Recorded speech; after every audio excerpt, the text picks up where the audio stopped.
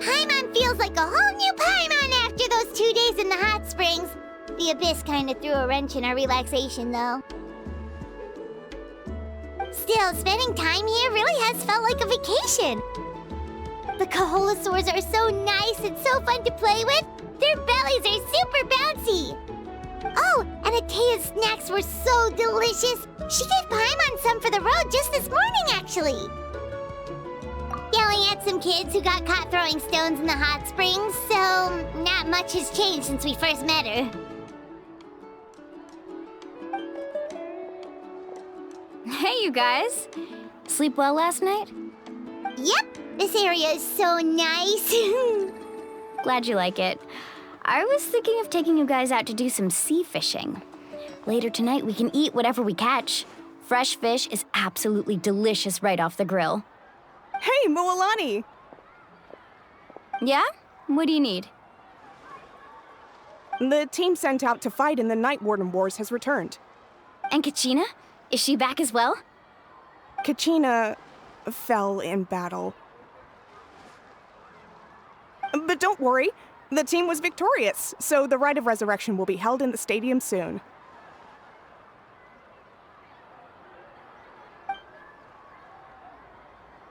That's a relief. The Abyss is cunning, and it was her first time. Mistakes are bound to happen. Exactly. She deserves to hold her head up high. All right, thanks for letting me know. We'll head out in a bit. Jeez, she sounded a little anxious there. Had me thinking it was bad news for a moment. Moalani, you said the Abyss was cunning just now, but it seems like the Abyss just wants to destroy everything. Like, think about all those monsters that attacked your tribe. If there really was some sort of cunning plan, wouldn't it make more sense to send them to attack Kachina and her small team? Not that Paimon wants them to be in any more danger, it's just... Relax, I get it. The Abyss is difficult to understand, that's for sure. At a glance, it certainly seems like the only goal is total destruction. The Abyss isn't a living entity after all, so what capacity for logic or planning could it possibly possess? But through our long history of fighting the Abyss, we've realized things aren't quite so simple. 500 years ago, the Abyss invaded Teyvat. You know about that, right? That's right. Conria suffered greatly during that time. But so did every other nation in Teyvat. And Natlan was the worst affected of all. It took the combined efforts of the then Pyro Archon and heroes from every tribe to finally repel the Abyss. Even so, the effects of the invasion lingered for hundreds of years, only able to be reversed little by little. Our tribe's waters were contaminated. The Children of Echo's territory was overrun by dangerous sludge surging from underground. Unrelenting black winds tore across the lands of the Flower Feather clan. It was like each disaster was designed for a specific tribe. Exactly.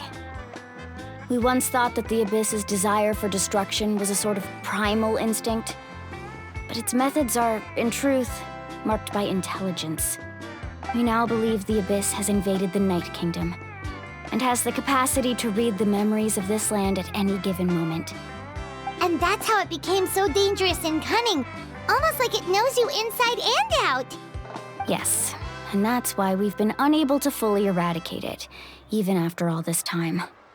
Luckily, the problems left behind by the Abyss have been successfully addressed by the various Pyro Archons we've had over the years.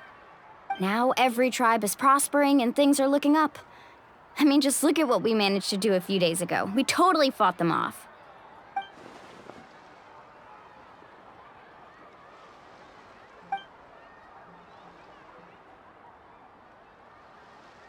You must have had to sacrifice a lot to get to this point. Every battle, every sacrifice is in pursuit of a future where we get to stop fighting. Responsibility, duty, unavoidable burden. Everyone in Natlan views the war differently. But I believe we will be rid of the Abyss one day, and the efforts of all who fought against them will become a story for the ages. To think that my name could survive in ballads passed down to future generations, it's kind of romantic. Everyone has something that drives them forward, you know? We have to. Not only for ourselves, but for our future. Anyway, let's head to the stadium. Our fishing trip can wait until Kachina's back with us. The sea's not going anywhere.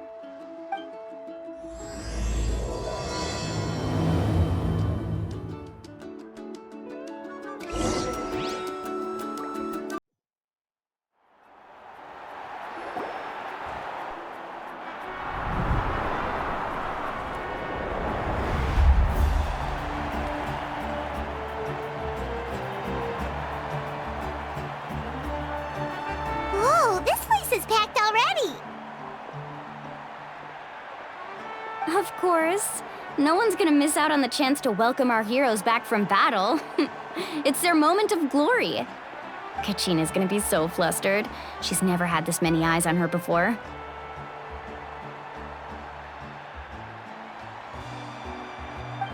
Yeah, she doesn't seem like the kind of person who likes being the center of attention. Looks like I'm just in time. Kanich, you're here! Yeah, a commission ran longer than expected, but I made it. I heard about the incident with your tribe, Mualani. Is everyone all right? Yeah, it's all taken care of. Our new friend here's got some tricks up his sleeve, by the way. He's just as strong as Kachina made him out to be. Hey, look! Is it about to start? That's right. Someone will come out and recite a eulogy, and then we'll sing the Ode of Resurrection together. Come on, let's find a spot with a good view. When the singing starts, just follow my lead and you'll be fine. Let's go somewhere higher up so Kachina can spot us.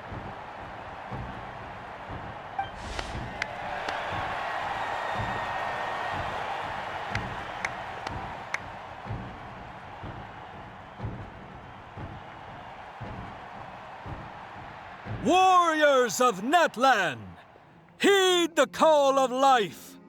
We are the inheritors of memory and legend. Those who grew alongside sun and wind. Those who forged our own destiny and future. That is Natlan's fire, the lifeblood of our nation.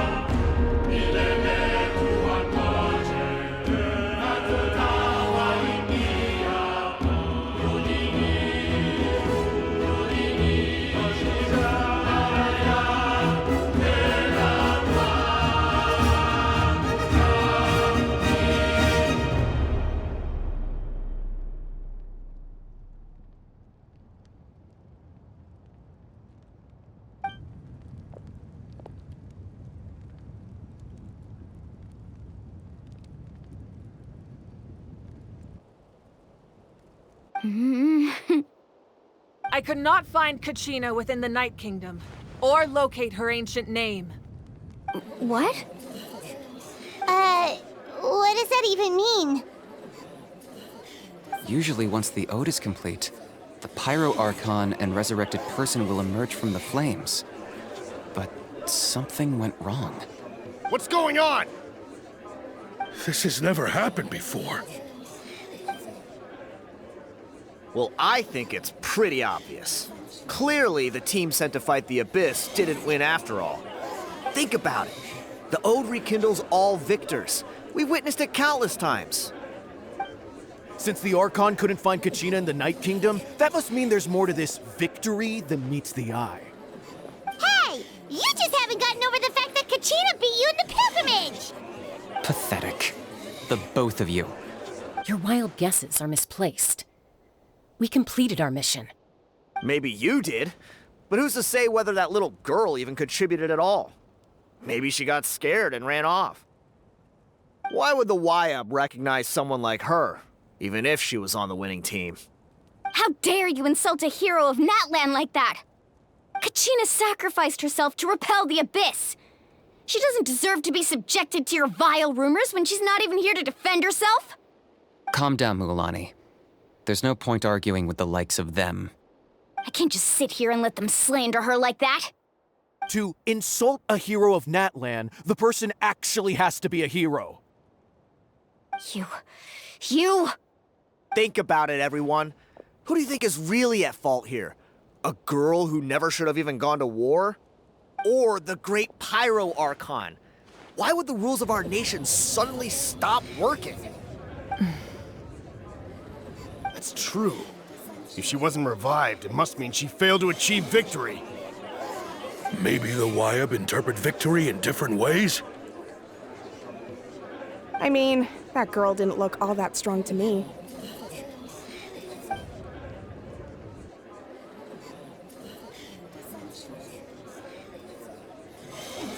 Kachina wouldn't have run! That's not like her at all!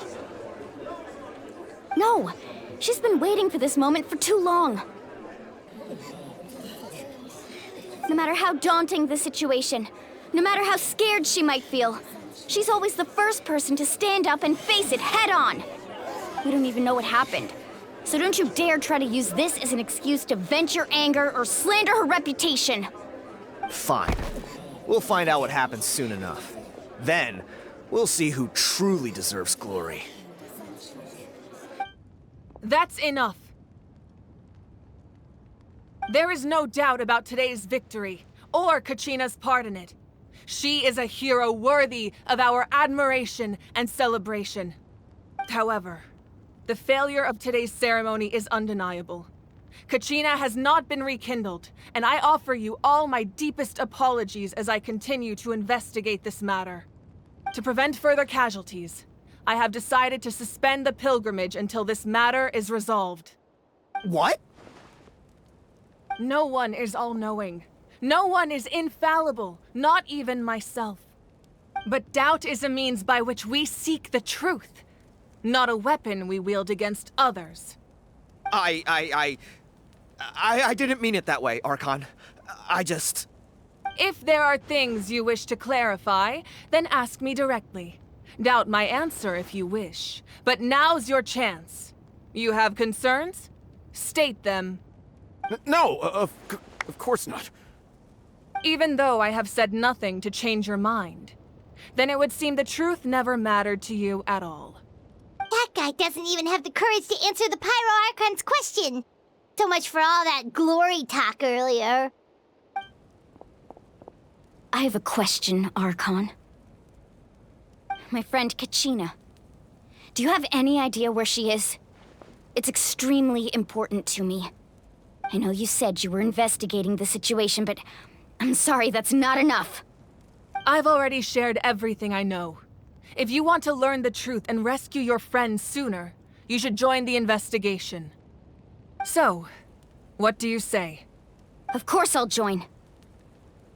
In that case, come see me in the speaker's chamber. We should join them.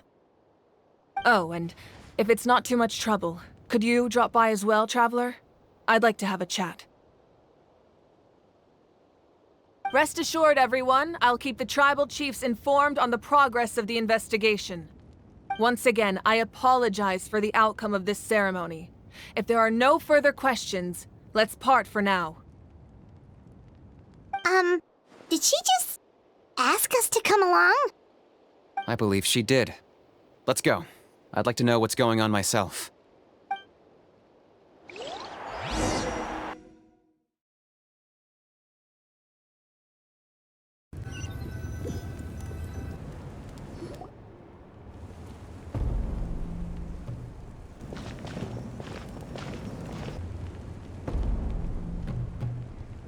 The situation is urgent, so I'll get straight to the point. Kachina is undoubtedly a hero of Natlan, and I'm deeply sorry this happened to her. There's been unrest in the Night Kingdom, but I don't know what's causing it. As a result, I've been unable to track down her location. Until we find and address the cause of the unrest, the Ode of Resurrection will continue to be ineffective. And that means Kachina won't be able to come back? That's correct. Not until the problem with the Night Kingdom is resolved. How long will that take? It's hard to say. Kachina always dreamed of fighting the Abyss, of doing her part to defend Natlan. She wasn't afraid of death because she knew, if it came down to it, the Pyro Archon would be there to bring her back to life. Whenever we sat down together, exhausted from training, she would always hum the Ode of Resurrection. She was supposed to come back to us. We were supposed to hug her and celebrate with her and share her joy. We supported her every step of the way, but what are we supposed to do now? Sit peacefully and wait for her return? Lose ourselves in grief over her death? Tell me, are we her friends? Or her murderers? That's not fair, Mualani. It's all right. I understand your rage and your grief. Kachina's life means a great deal to me, Mualani. Believe me, I want to bring her back as soon as possible. I would give you that peace of mind if I could. But please, hear what I have to say so I can at least give you a broader picture of the issue we are now facing. Considering the recent attack on your tribe, I believe the Abyss has found a new means of undermining the rules of our nation. You mean... The Sacred Flame. The foundation of our resistance against the Abyss. If we continue to hold the pilgrimage and send teams to fight the Abyss, there will likely be more casualties. But if we stop altogether, the Sacred Flame will only grow weaker. The Abyss will scale up their attacks, and the tragedy we saw with the people of the Springs will only be the first of many. If we compare the two choices, the former seems to be the lesser of two evils. Sorry, I know that may sound harsh, but I bear the name Malipo. Weighing the costs is my duty. The raw truth can be cruel. But we need to understand it if we want to approach this rationally. But what would you say, Mualani? This is personal for you. And unlike Kanich, I dare say it's not a simple case of weighing up which course of action is less painful, is it? No. I can't choose between them, and I don't want to. Saying that one is preferable over the other is disrespectful to the people who suffered. You're saying it doesn't matter whether I suspend the pilgrimage. The consequences will be equally painful. Yes. What happened to Kachina breaks my heart. But I couldn't bring myself to sacrifice other people for her sake. And that is the crux of the problem. It's not simply a matter of choosing the lesser of two evils. Either way, there will be people who suffer. And the end result will be the same. Belief in the pilgrimage will waver. Once doubt has crept in, the people will no longer unite in battle against the Abyss. And that is exactly what the Abyss wants. Their ultimate goal isn't to break the rules that make the Ode of Resurrection work. It's to destroy the people's faith in them. To prevent what happened to Kachina from happening to anyone else, we need to suspend the pilgrimage. So that is my current plan. And in the meantime, I've made efforts to strengthen each tribe's defenses. Then, we have to find another way of strengthening the Sacred Flame to keep the Abyss at bay. This won't be easy. I'll need time to figure out the best approach. I understand your anger, Mualani, but I hope that provided some clarity at least. Wow. Hyman thought things were gonna get heated for a second, but the Pyro Archon took the time to explain everything so patiently. I owe you an apology, Archon. I let myself get carried away earlier, and I'm sorry. You're right. We need to focus on finding solutions. We could always hold the pilgrimage without sending a team to fight in the Night Warden Wars. That way, we would still be able to fuel the sacred flame. I've considered that, but the two events have nearly always been linked. Without the chance to fight the Abyss, pilgrimage rankings lose their prestige, and competitor numbers will drop. With fewer participants, the amount of contending fire produced will decrease, and the vicious cycle will continue indefinitely. So, essentially, the Abyss is taking Kachina hostage. You've learned about the concept of ley lines during your travels, yes? The Night Kingdom is something similar. Staying there for a short period of time shouldn't have an effect on the person. But with the Abyss in the picture, it's a different story. Your sense of self will be devoured until eventually you become one with the Sea of Souls. Imagine pouring a cup of water into a rushing river. You can try to scoop up another cup, but there's no chance it will be the same water you had before. I won't sugarcoat it. That is the danger Kachina is currently facing. Just like you said, Archon. Both of these problems need to be addressed. You can focus all your efforts on dealing with the Sacred Flame. I will go search for Kachina. The Abyss poses the same threat to you as it does to her. It is very possible you will not return. Knowing that, do you still choose to go? Kachina's waiting for us to rescue her. That's all that matters. I failed to protect her during our campaign, but I can make it up to her now. I choose to go as well. Traveler? What do you think? Understood.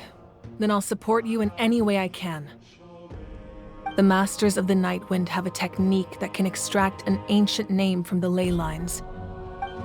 If we can find Kachina's ancient name, I can use the link between them to pinpoint her position within the Night Kingdom. Then comes the hard part. You need to visit the Night Kingdom in person and rescue her.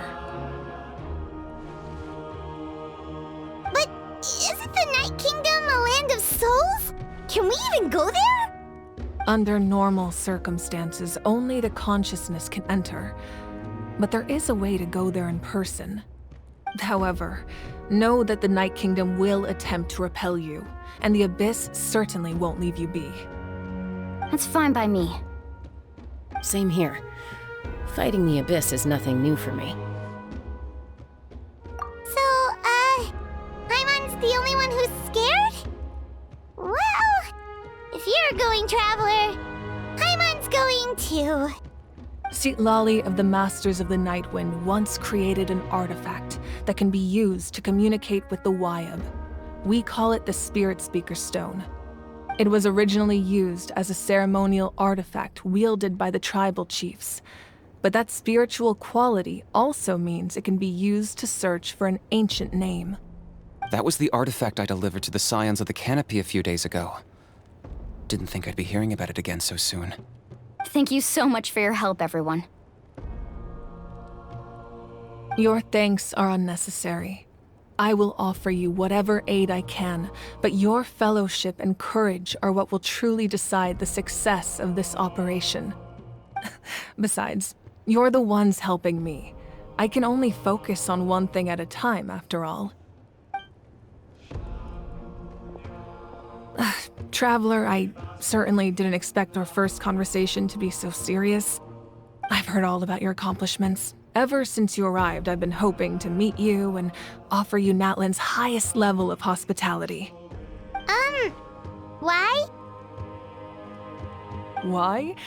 Is that not what happened in the other nations you visited? Yeah, things were pretty complicated at the start. And, in the middle. But our reputation's solid nowadays. That's more like it. After all, I've heard you're someone who transcends fate. Perhaps even more than you can imagine. But we can talk about that some other time. Ideally, this would be the perfect night for a drink and some musical ambiance. But there are important things to be done. Oh, I almost forgot. Atea was wounded in the fight against the Abyss. She wanted us to give this to you. It embodies fond memories and my strength of will. That's what she asked us to tell you. She said you'd know what that means.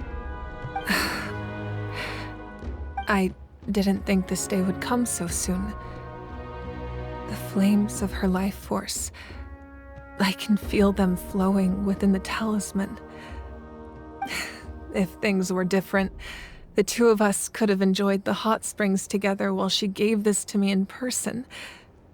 We're supposed to be hot spring buddies after all. But don't worry. This talisman means a great deal to me. I'll take good care of it, and once this is all over, I'll pay Atea a visit.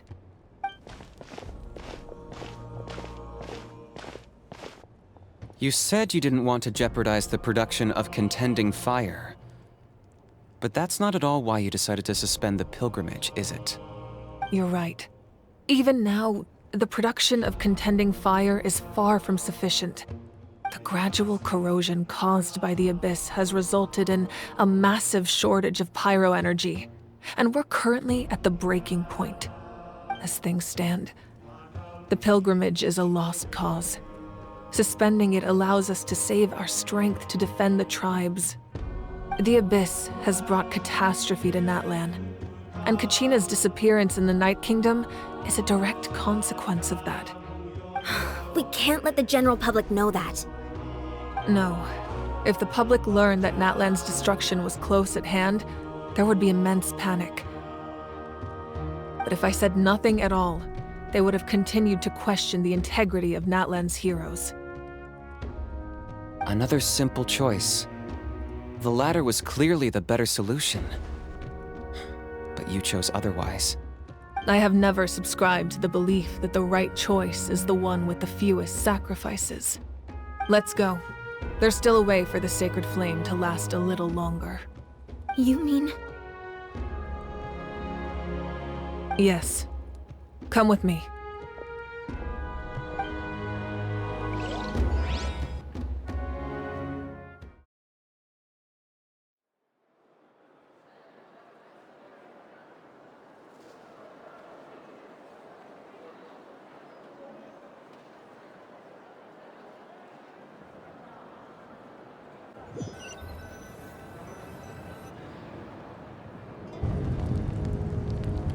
The sacred flame must never go out. Not only does it strike fear in the Abyss, but it's also the pillar of Natlan's stability. So until our heroes are ready, I will sacrifice my power to keep it burning. But that can only last so long. I think we should focus on the remaining ancient name-bearers. Don't let desperation cloud your judgment. Those chosen by the Wayab have already embarked on their destined path. It is for them to decide how that journey ends, not us. All we can do is support them. Even so, for you to make this sacrifice, it's not right. If not me, then who? No other is capable of sustaining the sacred flame. I possess great strength, but I'm not above my people. This is part of my duty.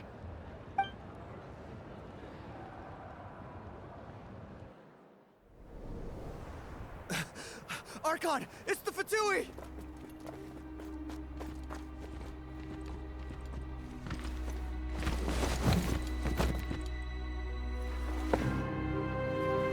The Archon of Natlan. A force to be reckoned with. The secret of the ley lines is no secret to me. Long have they been destined for ruin.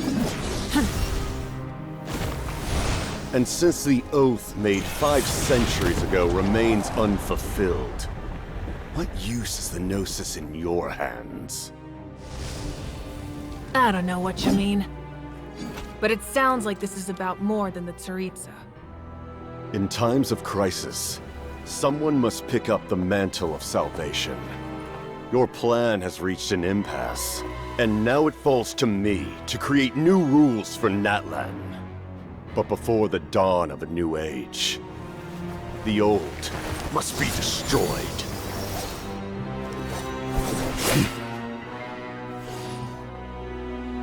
I assume that's the end of your speech? Good. People like us? Let our blades do the talking!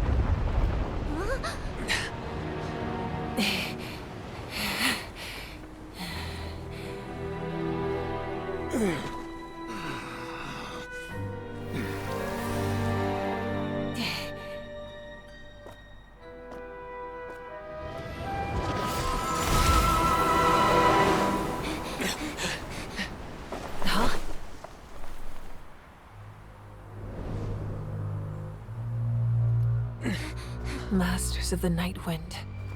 Send word. The captain and his followers must be apprehended.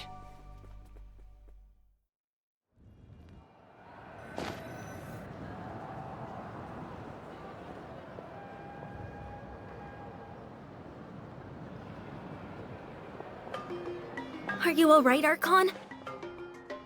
He was a formidable opponent. Exactly what I would expect from the first of the Fatui Harbingers. I never imagined someone could match you in combat. If the Tsaritsa sent him here, why would he bring up what happened 5 centuries ago? Yeah. And how much does he know about Natlan? The Harbingers are all driven by their own personal goals. The only purpose that unites them is collecting the Gnosis. But I'm sure the captain has his own reasons for being here as well. Whatever his motive, we should shift our focus to the Fatui. If they attack again, and we're not prepared, we're done for. No, we're running out of time.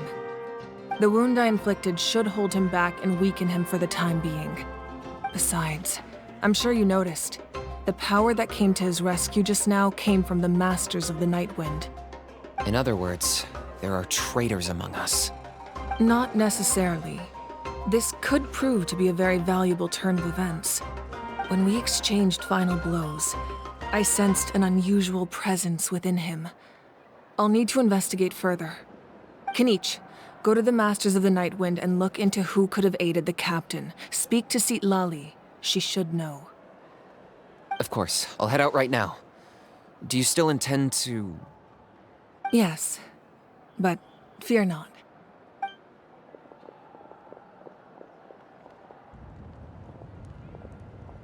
Natlan's strength has never rested solely in its Archon.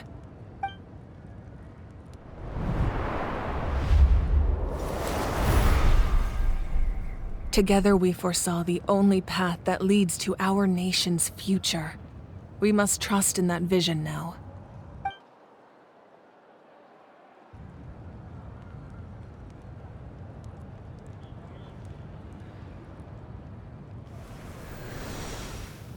Is everything okay, Archon?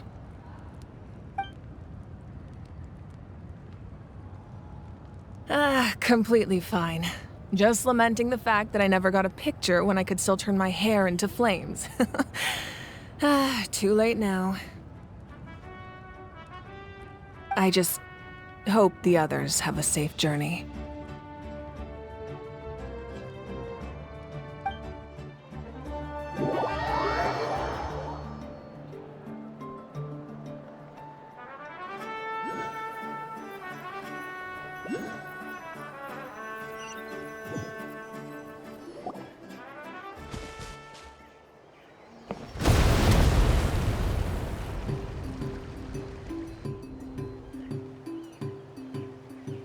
What's happening at the stadium? Did something explode? It feels like the Archon unleashed her power. She must be fighting a formidable opponent. Should we go back and check what's going on? Have faith in the Archon. She wouldn't lose in a one-on-one confrontation. Once we find Kachina's ancient name, we'll head right back. Okay, let's just keep climbing. Everyone really hopes nothing goes wrong.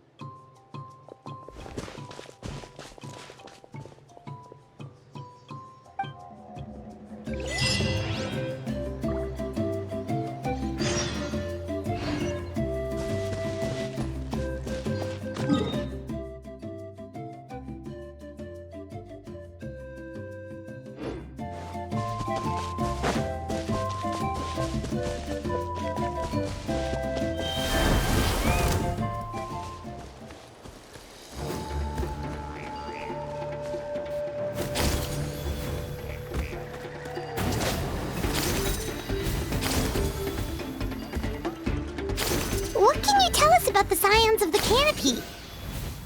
The tribe's people are very adventurous. Oh, kinda like us then! I'm not so sure. You don't strike me as the type to enjoy danger.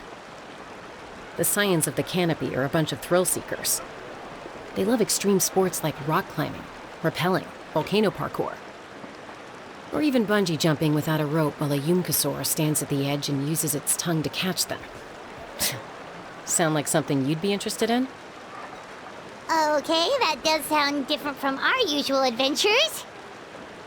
Paimon's not doing any of that. She can just cheer you on from the sidelines.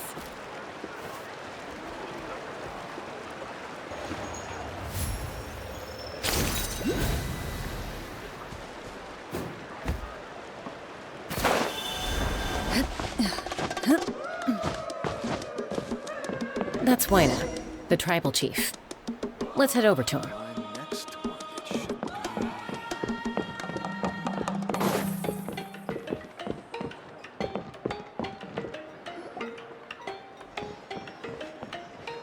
Chaska. Nice to see you again, Wyna. I'm afraid we don't have time for pleasantries, so I'll get right to it. We're here for the Spirit Speaker Stone. Whoa, hold on a second. At least tell me why you need it first. My friend Kachina is trapped within the Night Kingdom. We need the stone to find her ancient name and rescue her. Rescue her? From the Night Kingdom? That's right. I'm sorry, but someone needs to tell you what you don't want to hear. Going there, a mature warrior would never make such a foolish decision.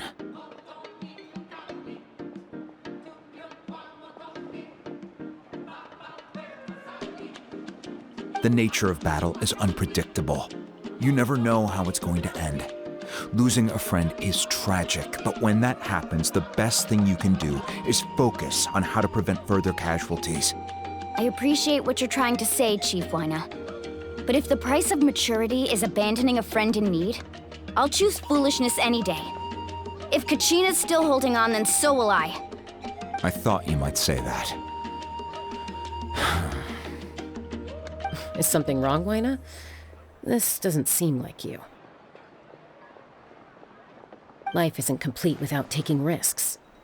That's always been your mantra. It's nothing. The Night Kingdom is a dangerous place.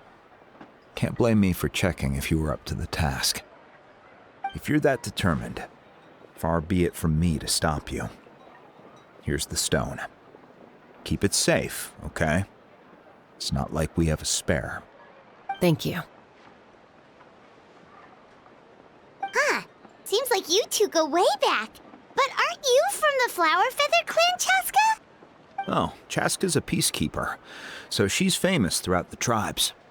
She's always the one people call to resolve conflicts, so we slowly got to know each other that way. Her younger sister Quichi's always hanging around our tribe, too. She's helped us out a lot in the past. Oh, you have a younger sister? Yes, I'll introduce you to her sometime. But let's get back to business. Waina, how do we use the stone? As you probably know, your intended destination is completely different from the real world.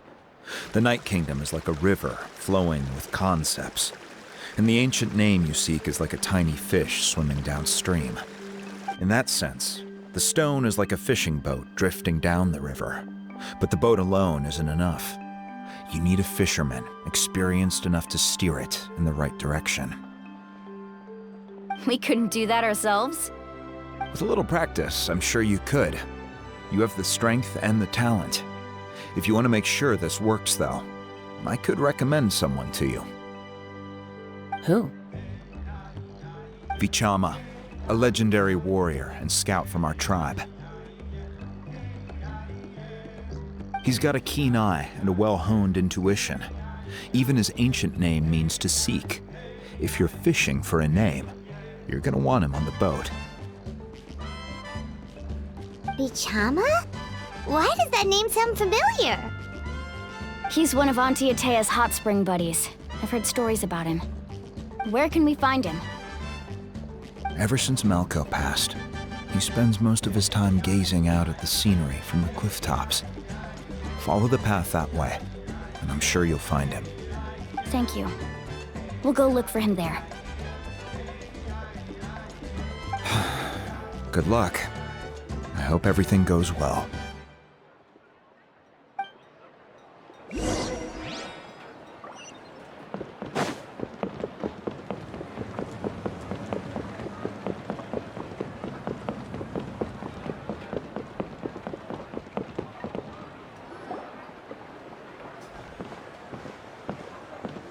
Someone admiring the scenery from the cliff tops. Ah! That must be him! Hello there, are you Vichama? That's me. Did you need something?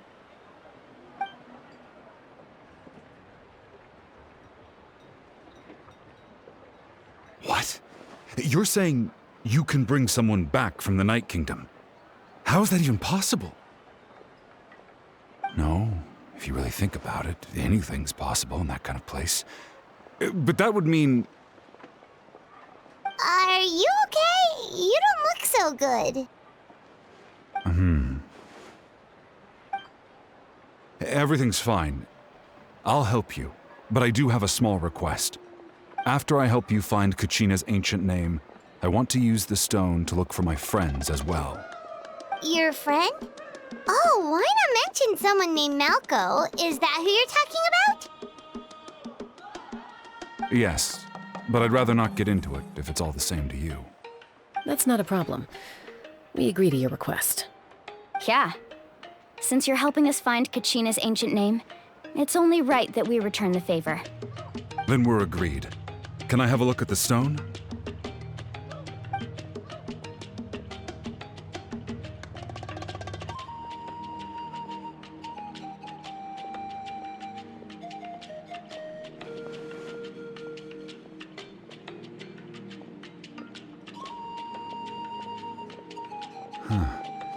I see. From what I can tell, it functions almost like an abyssal pylon. Both connect the Night Kingdom to the living world. Once the connection is established, the abyss will come surging through the opening like a predator honing in on the scent of blood. so we have to be sure not to use it in a tribal settlement. Wow, you got all that just from looking at it? I just picked up on the basics, really. I still have no idea why it works. You said someone named Sitlali invented this. They must be a genius. I'll go find an open area and start setting things up. In the meantime, I need you to get 2 things for me. We'll go right away. What do you need? First, I'll need some hook ropes. Pretty much every store around here carries them, so no need to go anywhere special. Oh, and I need to build a net out of them, so make sure you get a good amount. Wait, are you saying you're going to use a real net to catch Kachina's ancient name? How does that work when one's tangible and one's not? By creating something tangible in our world, like a net, we can create a connection to a corresponding concept in the Night Kingdom. Basically, I'm going to use the concept of a net to catch something equally intangible, an ancient name. Oh, I see. What about the second thing you needed? Right. I need 2 chunks of obsidian. Once we bring the ancient names into our world, we'll need a place to store them. Normally, you can only get obsidian from the Children of Echoes, but I heard there's a traveling merchant from that tribe around here somewhere, so maybe you can try your luck there. Gotcha! All right, let's split up. See that clearing? Let's meet over there when you're done. Oh, and you can send someone with me if you want. In case you're worried I might take the stone for myself. What do you think, Chaska? There's no need.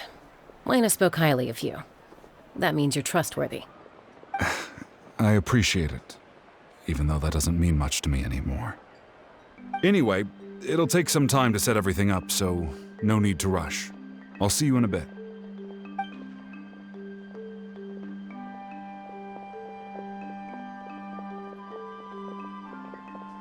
What an odd guy. He seemed so defeated, but also really invested in the stone at the same time. I don't have any more insight than you, Paimon.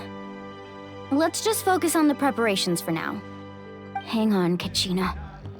We're coming for you.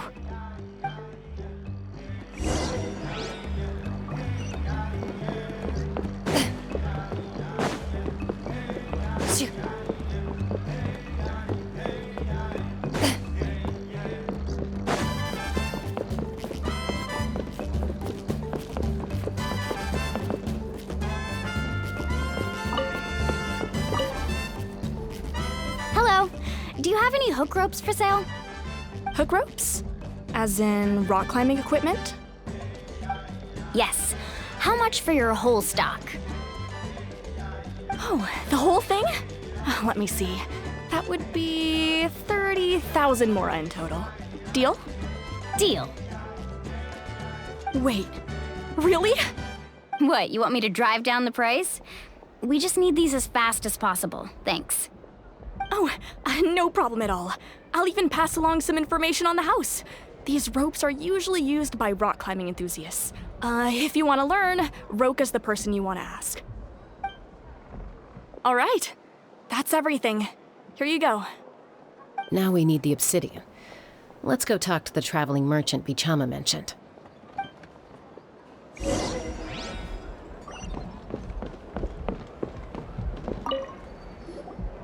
Excuse me, do you sell obsidian? Why, yes. I've got a chunk for sale right over there. Perfect. Is that the only one, though? We actually need 2. That might be tough. Tell you what, I'll take a look through these boxes over here and we'll see what we can find. Thank you so much. We'll wait here.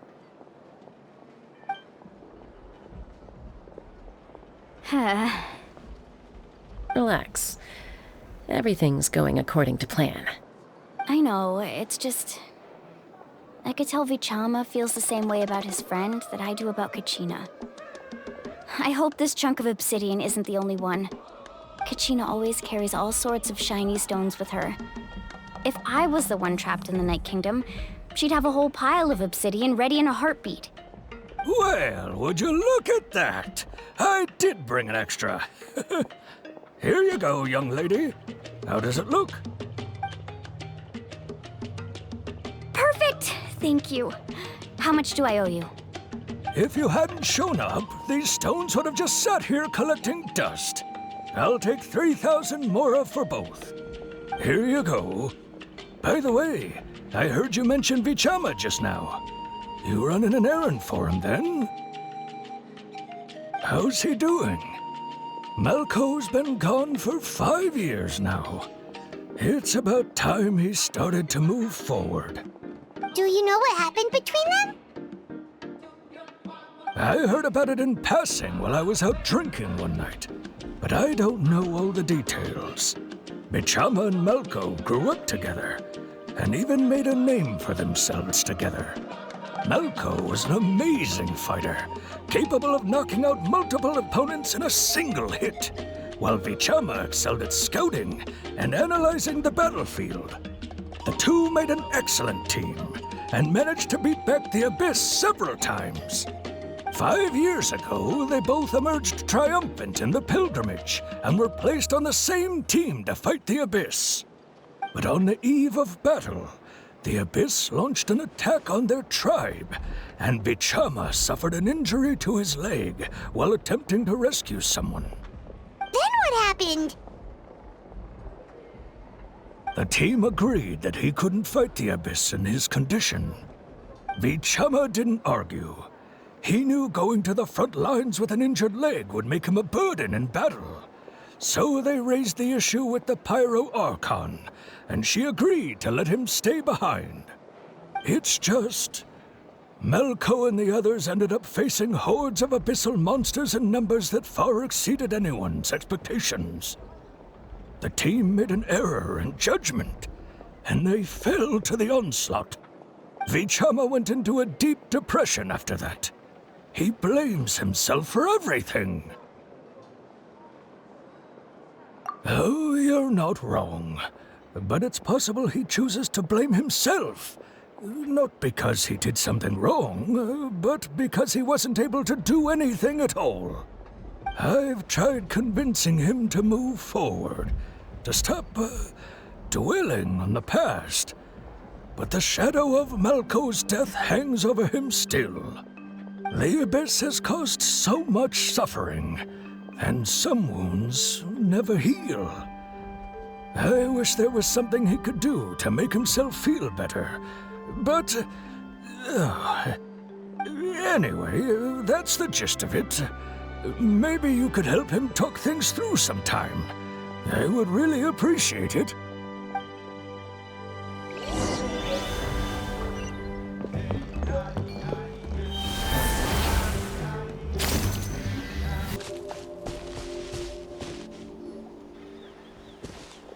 Did you get everything? Yep, it's all here. When do we start? I've made all the necessary adjustments, so we're good to go. As agreed, I'll help you find Kachina's ancient name, and then you return the favor. Go ahead.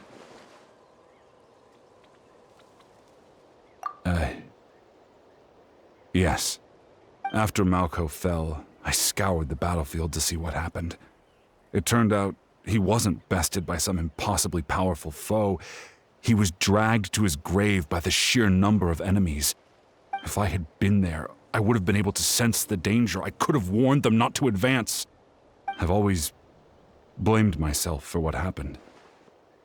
But when you told me about Kachina, I realized there's a chance Malco might also be alive, fighting for survival in the Night Kingdom.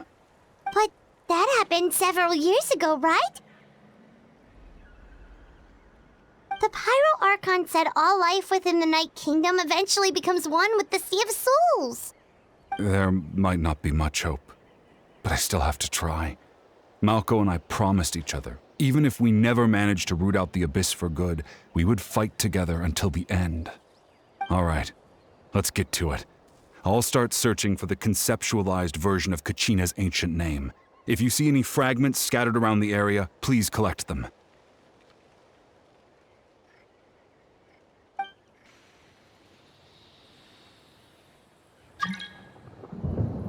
Make sure you prepare yourselves for battle. As I said, the stone will link the mortal realm to the Night Kingdom. The Abyss will likely emerge in response. Look at that golden thing. It must be one of those fragments Vichama mentioned. Let's get closer.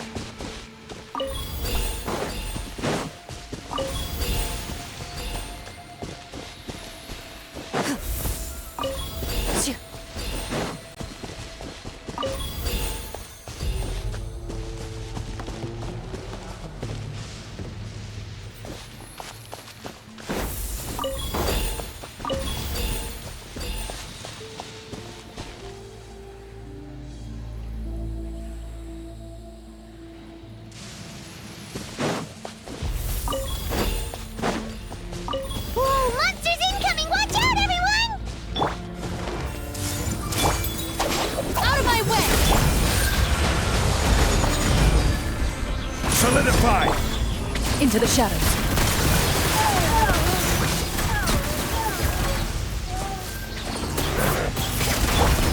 Everyone hold hands! Make yourselves at home! Order guide you. Gather! I'll settle this. What evil looks? Shoot on sight. Noted.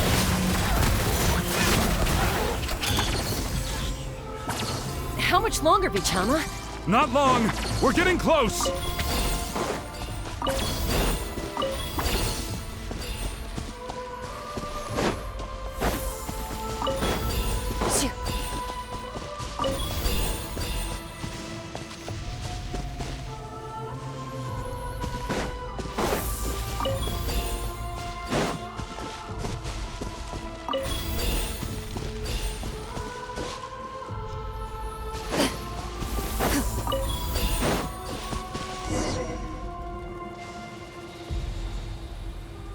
Vichama!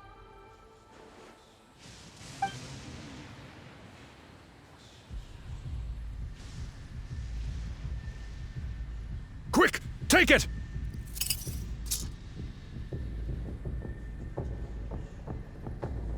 I found Kachina's ancient name. Hang in there, Malko. Just a little longer. Something's not right. The power of the Abyss is getting stronger. The Abyss is corroding his body. Vichama, you can't keep going. You'll die. I should have died 5 years ago. I just need a little more time. Please, I'm almost there. Thank you.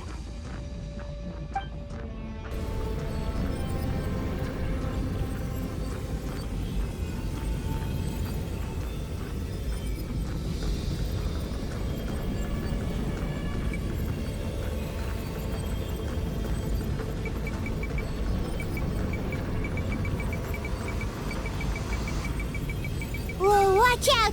The power of the Abyss is strong.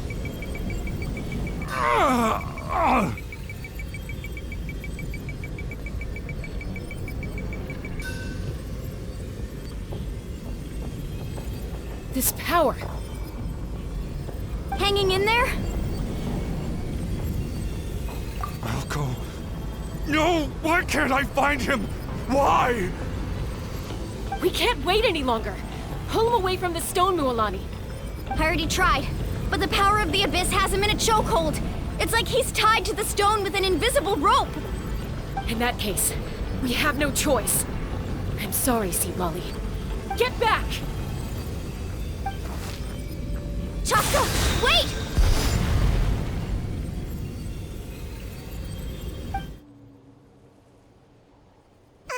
Ouch! What happened just now? It looked like the Spirit Speaker's stone was... The stone's power was spiraling out of control. The only way to stop it was to destroy it. You were all caught in the shockwave of the explosion. You might feel dizzy for a while, but that's normal. Give us a heads up next time, will you? You're lucky we managed to dodge it in time. I thought I said to get back. Yeah, barely a second before you made it go poof. Not everyone has your reflexes, Chaska. We were this close to getting dragged into the explosion.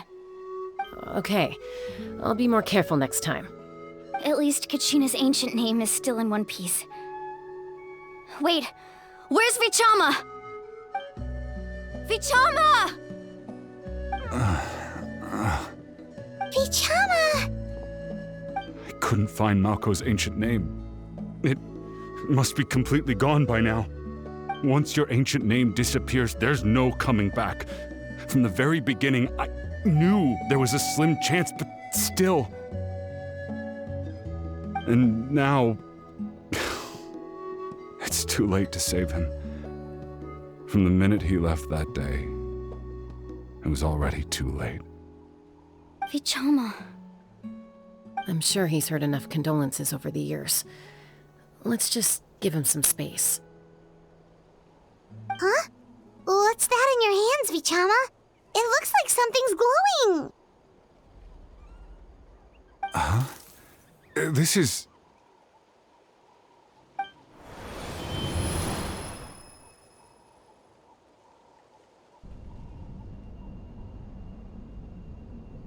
Hey, Malko. Got any strength left? Not enough to swing a sword, but to say a few last words? Sure. Too bad. No one will get to hear them. I never thought I'd actually die on this mission. Not that I'm afraid to die. It's just... hard. Thinking about my mom's face when she hears the news. Guess I have something to be thankful for then. My parents died a long time ago. They won't have to mourn me.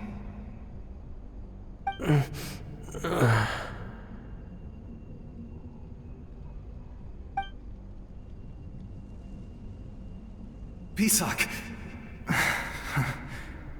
Always had to beat me at everything, didn't you? Right to the end, you were never one for goodbyes. Maybe you're right. Maybe no one will get to hear our last words. But just in case... Vichama, I'm so glad you didn't come with us. Don't be sad. Just keep on living. For the both of us.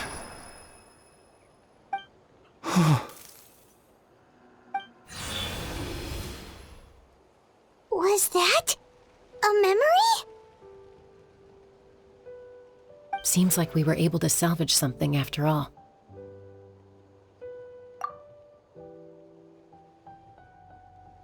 Of course.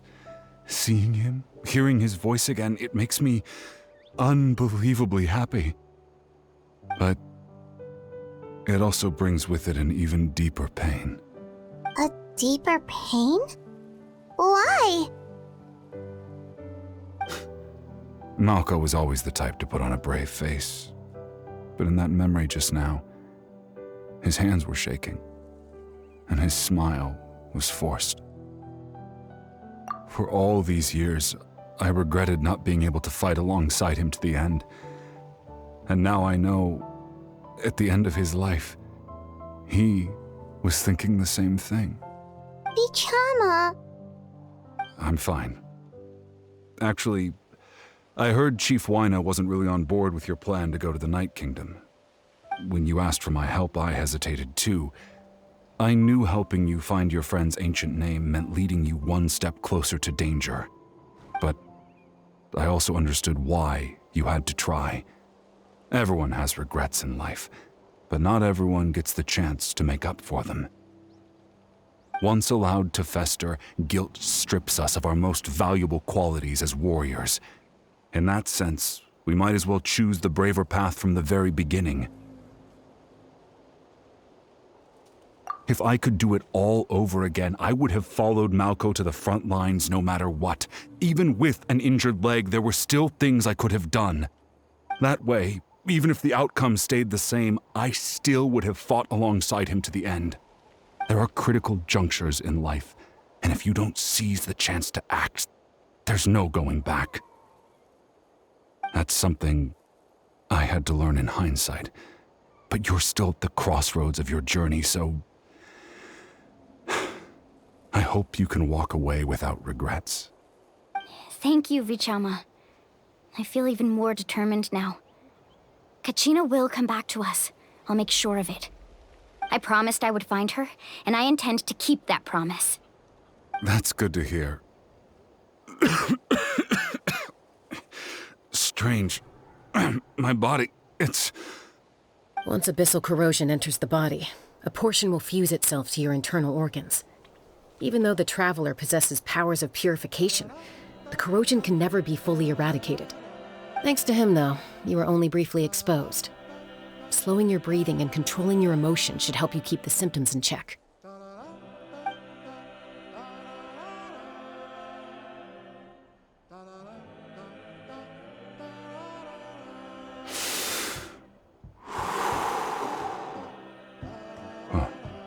That does make me feel better. You seem very knowledgeable about all this. Just speaking from experience, that's all. Anyway, we've recovered Kachina's ancient name, so we're off to a great start. Let's get Vichama back to his tribe and tell Wyneth the good news. And apologize for destroying the Spirit Speaker Stone. We had no choice, though, so he'll probably understand. Right?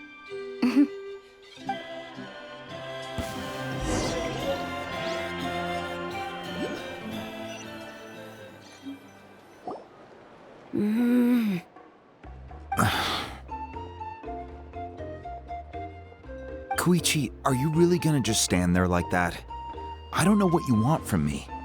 I think you know exactly what I'm trying to say, Uncle Wyna. I can hear it in your voice. Honestly, it's just one thing after another with you two. They're back. Koichi? What are you doing here? Don't play dumb with your own sister. You know exactly why I'm here. My apologies, everyone. I just need to borrow Chaska for a few minutes. You come with me.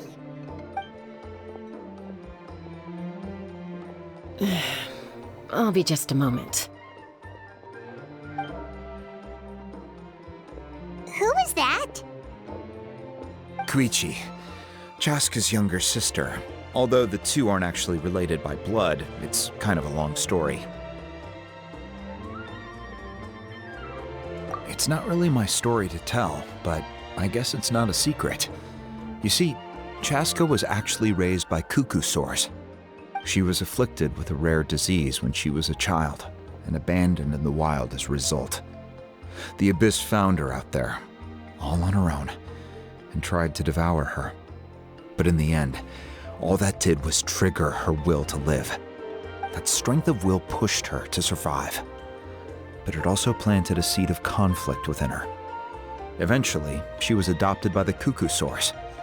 Wherever they went, she followed, getting into fights right and left. For some reason, Paimon can totally imagine that. Well, when Chaska finally returned to human society, it was Koichi's parents who adopted her. At the time, Chaska still had a habit of getting into fights, so Koichi was always taking her around, apologizing to everyone. Ah, I remember those days. One of those fights was definitely with me. But, you know, kids. You're fighting one minute and your friend's the next.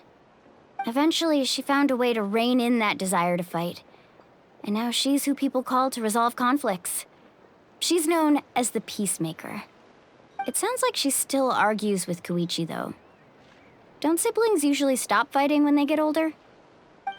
That's partly my fault. Koichi asked me to stop Chaska from doing anything dangerous, but you probably know by now, once Chaska makes up her mind, there's no changing it. Oh, I get it. No wonder you tried to talk us out of going to the Night Kingdom. Chaska even said that wasn't like you. I'm all for your adventure. You need to take risks when you're young, because by the time you're my age, you couldn't attempt something like that even if you wanted to. Better try now than live with regrets later. That's what I say. Still, I can understand where Koichi's coming from. In the end, nobody wants to sit back and let a loved one put their life on the line.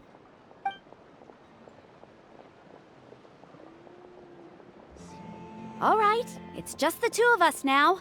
You have 1 minute to explain yourself. I don't have anything to say. You don't have to approve, but you should know I only do what's necessary. That attitude is exactly the problem. It's like you don't care. You try to sneak off to the Night Kingdom behind my back and then play it down as if it's just a trip abroad. Well, technically I am going abroad, right? Again with the excuses! We agreed, didn't we? There are 4 levels of danger. If it's not something urgent, you can only engage in level 2 danger and below. You can only go up to level 3 if a situation is so dire there's absolutely no alternative. But a trip to the Night Kingdom? If that's not a level 4, I don't know what is. And you were just going to sneak into the place without saying anything. What do you mean, sneak into the place? I always planned on walking in there with my head held high. You bought off Uncle Wina, didn't you? He promised me he'd stop you from doing anything dangerous. Oh, it's like he didn't even try. You feel like he went back on his word. What if I told you my mind was made up, and there was nothing he could have done? Not even by force. Oh, I knew it! So he did try to say something, but you didn't listen. This is important. If you were in my shoes, you'd make the same decision. You don't know that? I'm a doctor, and I handle logistics. If you're going to waltz into a dangerous situation where you could lose control at any moment, it's my duty to say something. All right, whatever. Anything else? What do you mean, anything else? Why don't you reflect on what you've done and promise me you'll stay put? Time out. Is this one of our normal arguments or a serious one? Chaska, does it sound like I'm joking? Then, you need to know something. What happened to Kachina was partially my fault. I can't leave her there to die. That's not who I am. But the person you become when you lose control, that's also not who you are. That's a different issue. You said it yourself. A person is only as good as their morals. If I want to live in Natlan, I need to display qualities that make me worthy of this nation. I've also told you that managing your condition is equally important. Sometimes you have to make sacrifices. All right, let's stop this here. If we keep going, I might actually have to get serious. And I think Wina prefers his roof attached to his house. Is that a threat? That sounds like a threat to me. Koichi! Younger sisters are supposed to listen to their elders. So, you're really going to go, no matter what I say? I'm supposed to be your sister. Then support me. I'll be back. All you have to do is wait. Chaska. So, that's it. Why'd you have to turn out to be so darn annoying?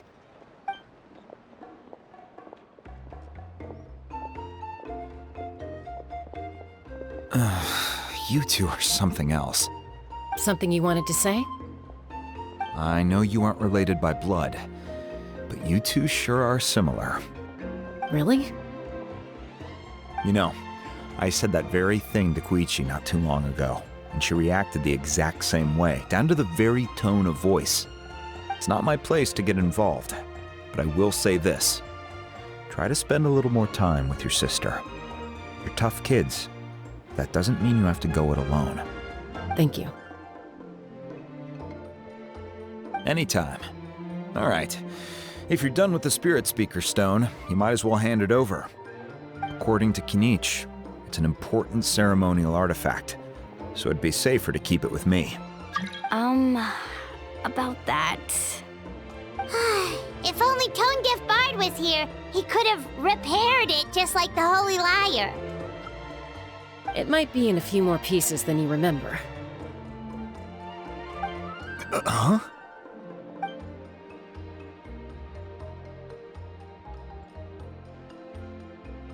I see. Sounds like it was an urgent situation. If someone's life was on the line, then you had no choice. Still, Citlali's going to be a nightmare to deal with now that you've broken her stuff. I'll explain everything to her later. Stay safe out there in the Night Kingdom, okay? I'll wait here for your safe return.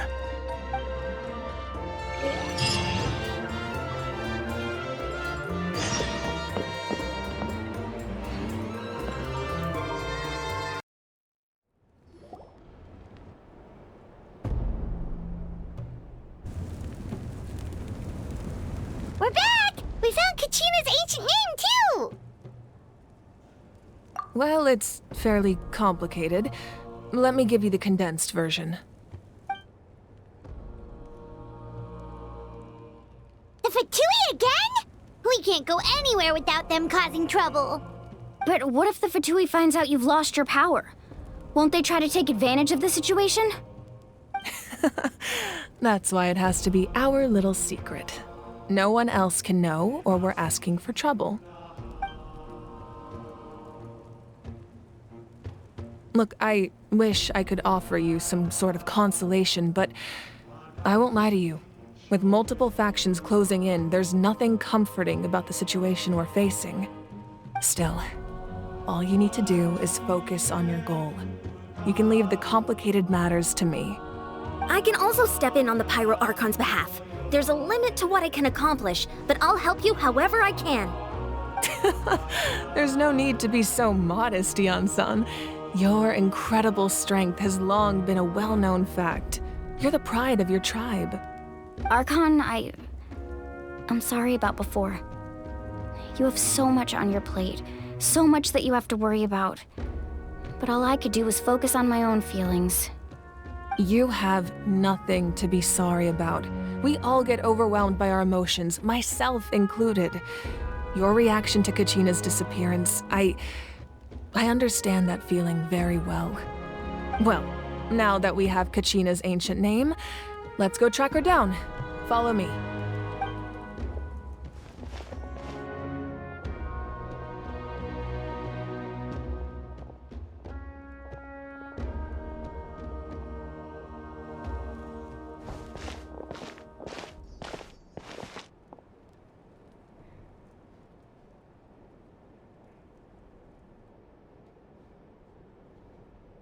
What is this place? Hey, isn't that Atea's talisman? Good eye. This is where I store all the various mementos I've collected. Whoa. I've never seen this place before. There's so many things in here. It looks like there are items from every tribe. Collecting them must have taken a lot of effort. I suppose you could think of it as a hobby of sorts. In Natlan, everyone grows up listening to the stories of heroes, and physical items do a far better job of preserving those stories than our own memory. Now, I still have some preparations to make for the ceremony, so feel free to take a look around in the meantime. If you're curious about an item, I'm more than willing to tell you about its origins. All right, we'll have a look.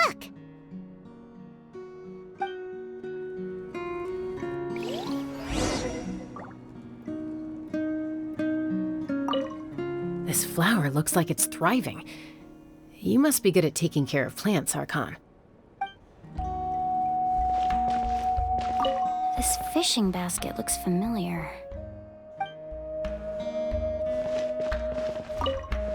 Make sure to handle everything with care. This cup, for example, it's heavier than it looks.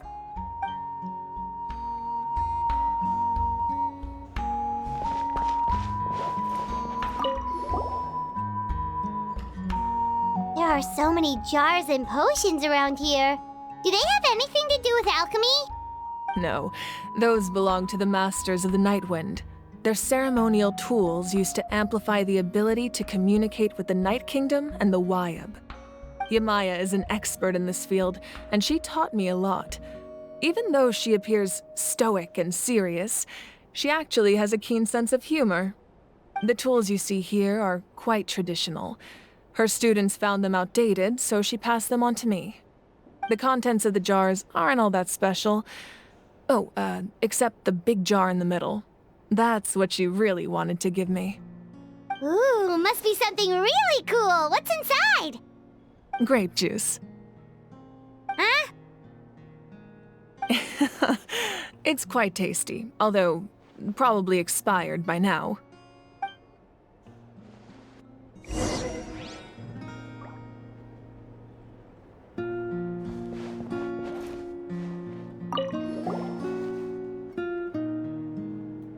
The powder still needs some time to settle, so let's wait a little longer.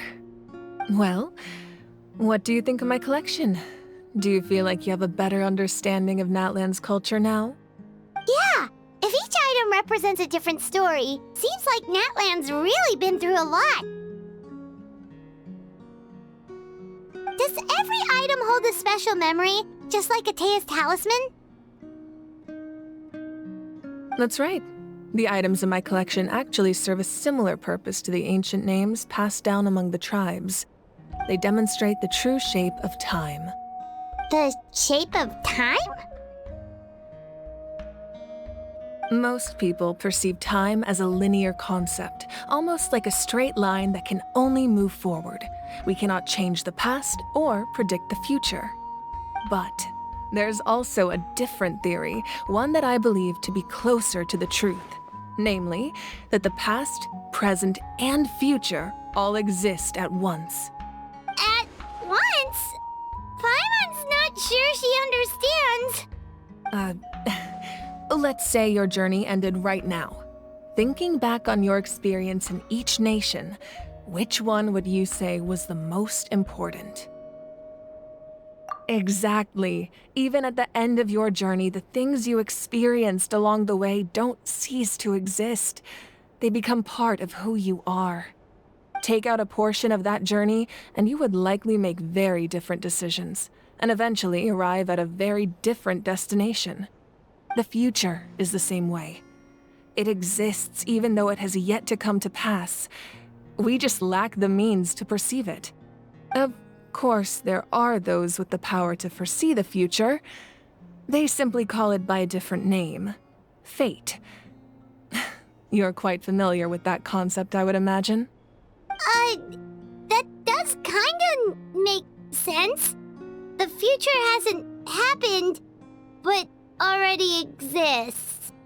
Humanity excels at living in the present, but too often we forget the past and neglect the future. While the pilgrimage and the Night Warden Wars lead us to a better future. Only by uniting the people of Natlan across countless eras can we fight back against an enemy as formidable as the Abyss. To come up with such a set of rules, the first Pyro Archon must have possessed a level of insight I can only imagine. That's correct. At first, he was a mortal man with no special power. After he ascended to the Divine Throne, he used it to borrow power from the heavens and establish the rules of Natlan. Namely, a framework through which ordinary people can ascend to Archonhood. By holding the pilgrimage, we're able to determine the strongest among us. And when that person ascends to the Divine Throne, their inner flame will awaken. In addition, the sacred flame will grant them significant knowledge and memory of this land. After all, that's how I came to know everything I just told you. So, it all comes down to the power of the Divine Throne and the rules. Wait, is that a family portrait? Yes, that's my mother, father, younger sister, and the little saurians we raised. I turned a piece of my dad's leather armor into a canvas and commissioned a famous artist to paint our likeness. Your sister is so cute! It looks like the two of you are really close. Paimon was having a hard time thinking of an Archon as an ordinary person, but seeing this portrait, it kind of makes sense now. It really doesn't look like there was anything special about you before. Oh, wait, is Paimon allowed to say that? A little late for that question, don't you think? Sorry! Paimon's so sorry! Paimon's mouth works faster than her brain sometimes! It's all right. I'd never get upset over something like that. No matter what others may say, my past is a precious part of my identity. I'm forever proud of the life I used to lead. Becoming the Archon doesn't mean you sever ties with your family. The position just comes with a lot of responsibilities, so it impacts how often you get to see them. My father made the most delicious stew, so my sister would often bring me a large pot of his cooking, and we would sit on a blanket and eat it together. One time, we didn't close the door securely, and the Saurians we were raising ran into the room and knocked over the entire pot. My sister immediately burst into tears. The two troublemakers were going for the meat, but when they saw my sister's distress, they froze on the spot. I still remember the way they laid there, sulking like a pair of children, even after making such a mess. It was frustrating, but in the end, all I could do was comfort my sister and move on. Wow. Isn't that what being a family is all about? I think about that story a lot, actually. As the Archon, I made a vow to defend this nation, and experiences like that, they remind me exactly what I'm trying to protect. Well, what happened after that? This portrait looks pretty old. Your sister must be all grown up by now, right? I believe she ended up working as an architect and artist. She built many houses and crafted many beautiful works of art. Anyway, that's enough about me. Now that the powder is settled, we can begin. Ian-san, Mulani, Chaska, over here, please. Place the ancient name up there, and then we'll begin.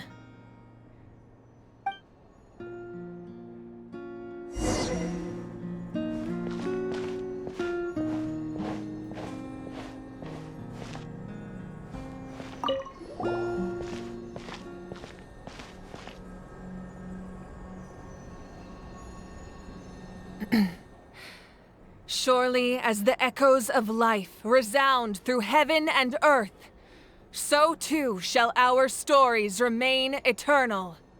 Ancient name, take us to your fated bearer. Allow her to answer our call.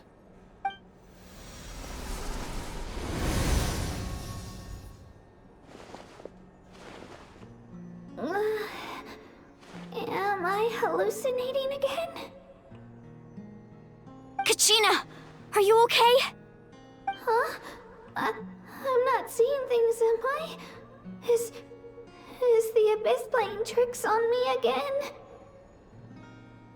It's okay, Kachina. It's just us. We're trying to find a way to bring you back. Everyone, you have to listen to me.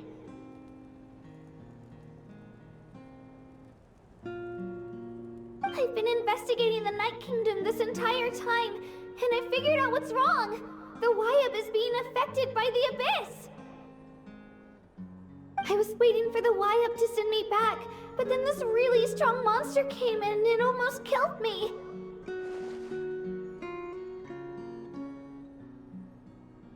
The Wyab saved me, even though its power is weakening, so I've been hiding from the monsters while trying to find a way to help. The Night Kingdom has become a huge mess, though. I keep hearing these awful sounds and seeing really horrible things. Don't listen to those sounds, Kachina. The Abyss is trying to strip you of your sanity. All you need to do is stay safe and wait for us. We'll be there shortly. It's okay. I feel so much better now that I've had the chance to talk to you guys. You don't need to worry about me. I've never been strong or special at all, really. So I don't blame anyone for forgetting about me or leaving me behind. Just knowing you care is more than enough. I'll find a way back. You don't have to put yourselves in danger to come rescue me. You're always like this, Kachina. Now's not the time to act tough. We're coming for you, and that's final. I don't know what lies the Abyss has been feeding you, but I'll tell you something right now. Nobody here sees you as a burden. You're a victor of the Night Warden Wars, a hero of Natlan. All you need to do is wait for us to rescue you, and you'll get all the applause and recognition you deserve.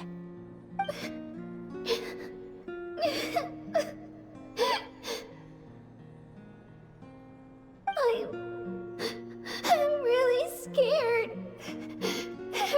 everything's so dark and creepy here. And I want to go home. Still, I don't want you to put yourselves in danger because of me. I don't want to hold anyone back ever again. All you need to do is place your trust in us, just like you always have. No one fights alone. We're not leaving you behind. Not ever. Yeah, we're so close. We can't call it quits now.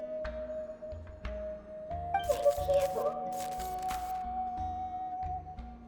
Be careful. Looks like we've lost contact. Now comes the most dangerous part. You have to traverse the Night Kingdom in your physical form.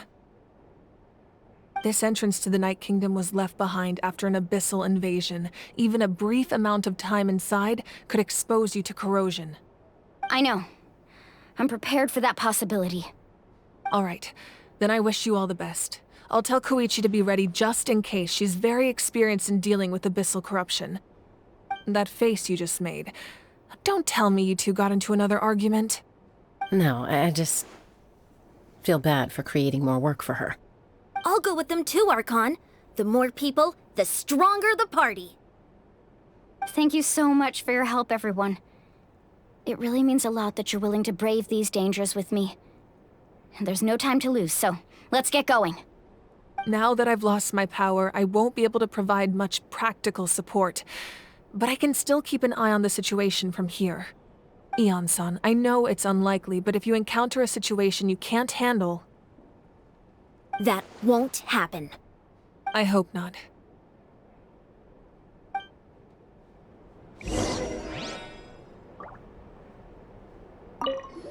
Be careful out there. I'll observe the situation from here.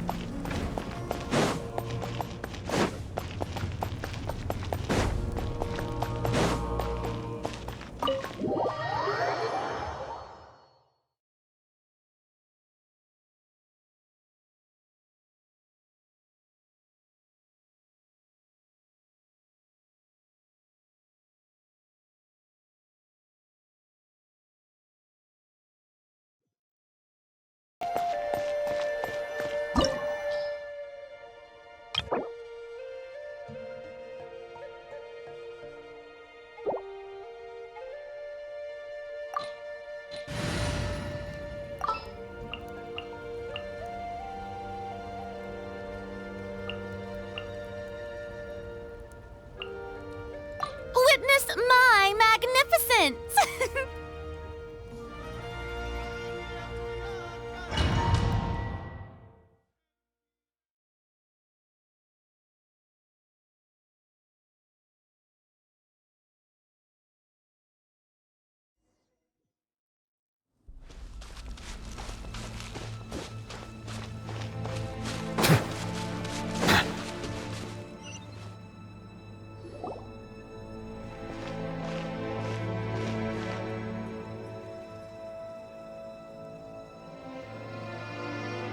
So we're underneath Natlan right now? It looks nothing like Paimon was imagining. That's because in the distant past, Natlan was home to an incredibly advanced civilization ruled by dragons. Humans only established their own society after the fall of the dragons.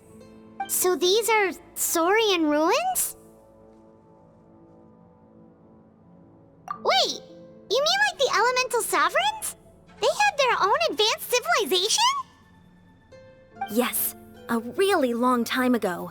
Very few records have survived until now, so no one really knows what the devices here are for. These ruins have been abandoned for a long time, but with the recent increase in Abyss activity, the installations around here have somehow been activated again. So what you're saying is, we're not in for an easy trip to the Night Kingdom. No, it's going to be obstacle after obstacle from here on out.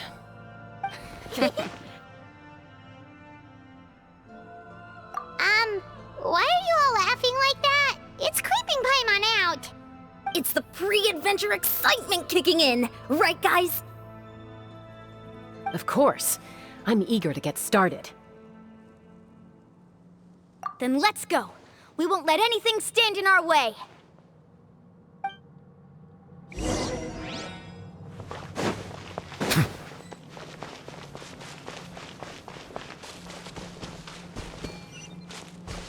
Seems like the road ends here. How should we get across?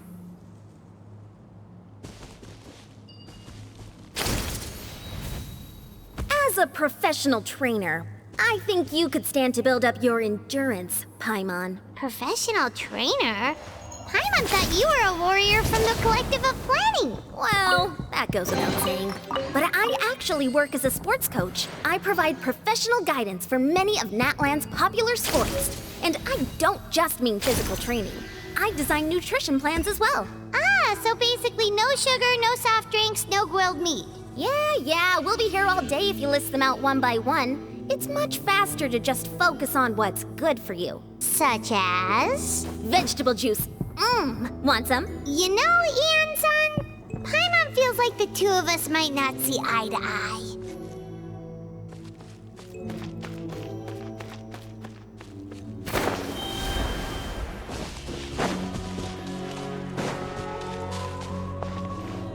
Those guys look familiar. We've fought them before. Let's go.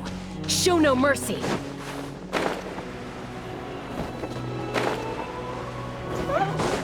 Strike a pop!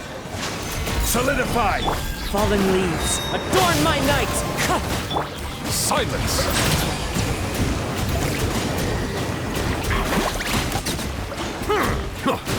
I will have order!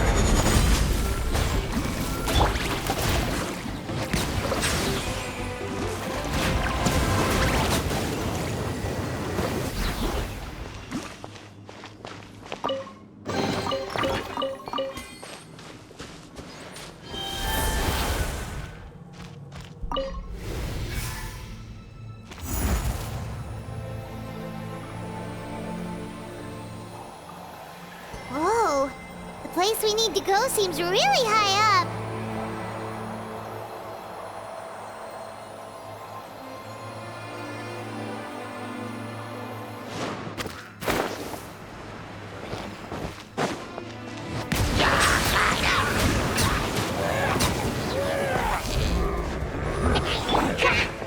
The wind knows me. Order guide you.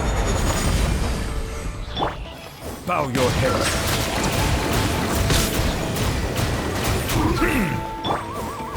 Gather!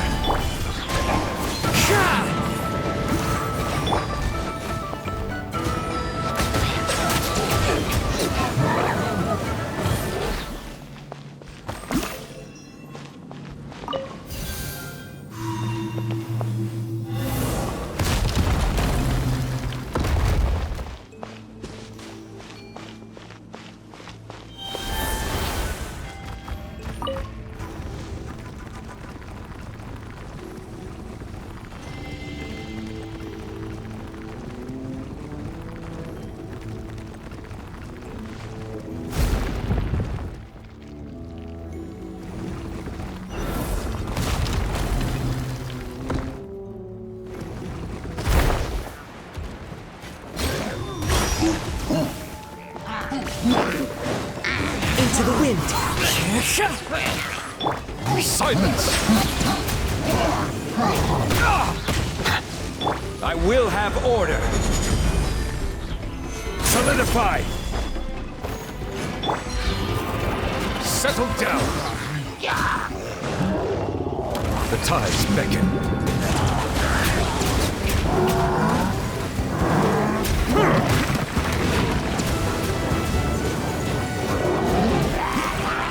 Bow your head.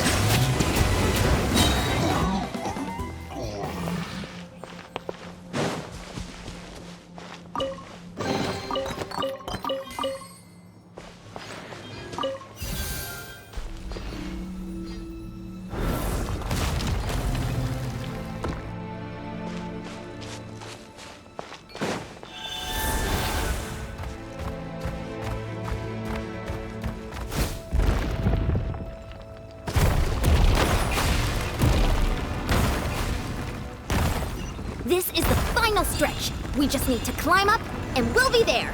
Nothing to it. Easy for you to say.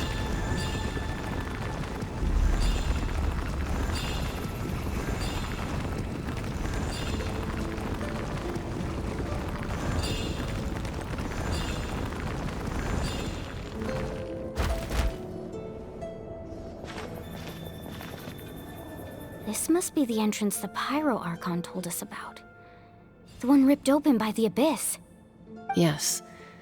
There's something in the depths of this place that feels familiar, yet also foreign. We actually have to go in there? Okay, Paimon just needs to psych herself up. Don't push her through before she's ready.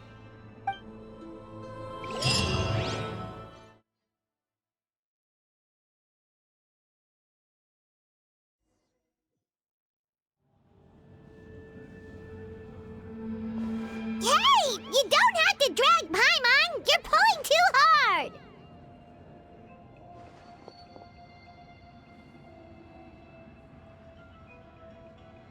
Looks like we made it. This is the Night Kingdom.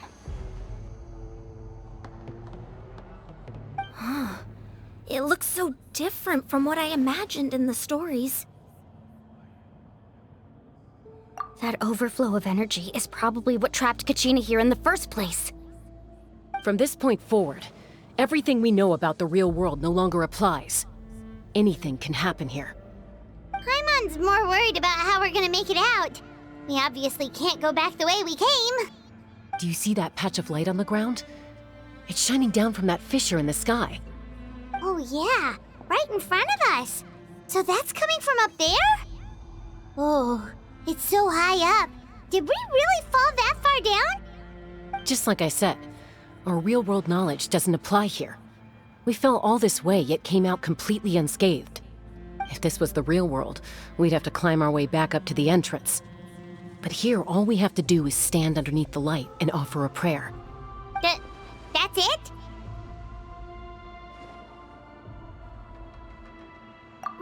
Right. We still got a job to do. So that means all we need to do is find Kachina and bring her to this location. Exactly. This light is streaming in from the real world. It's a link between the two realms. The terrain looks difficult to navigate, and the visibility's not great either. How are we supposed to find Kachina in these conditions? Yeah, these floating black things don't look super friendly either. Those are all manifestations of abyssal power. Be careful. Ghost! A talking ghost! Calm down, I'm here to help. You're the ones who helped Vichama, right? Yes, I'm Vichama's friend, Malko. I was completely lost to this realm until I sensed a mysterious power calling out to me. It's like it was seeking me out, attempting to reassemble the pieces of who I used to be. Of course, it could only do so much. I'm sorry I can only appear before you in this imperfect form. No, we should be the ones apologizing. If the Spirit Speaker's stone hadn't become corrupted by the Abyss, we could have done much more. But we had to destroy it. Otherwise, Vichama and his tribe would have been in danger. Of course. Thank you for protecting him. I never imagined that, even after all these years, he'd still take such a risk for me. Under the power of the stone, it felt like our souls were connected. Turns out even our regrets were exactly the same. Whether in triumph or death, you want your best friend by your side. Exactly. That may not be in the cards for us, but it's not too late for you. You're looking for a young girl from the Children of Echoes, right? She's being chased by an embodiment of abyssal power. I'd like to help her while I'm still in this form, so follow me. Be careful. This place has been severely corroded by the Abyss. Paimon didn't realize it had gotten this bad. It's like a seething volcano ready to engulf our world at any moment. Ouch! Quick, get back here! You can't go on. Stick close to me. My power will be able to ward off attacks for the time being.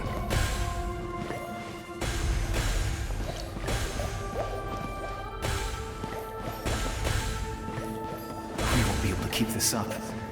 Let's try another route. This way.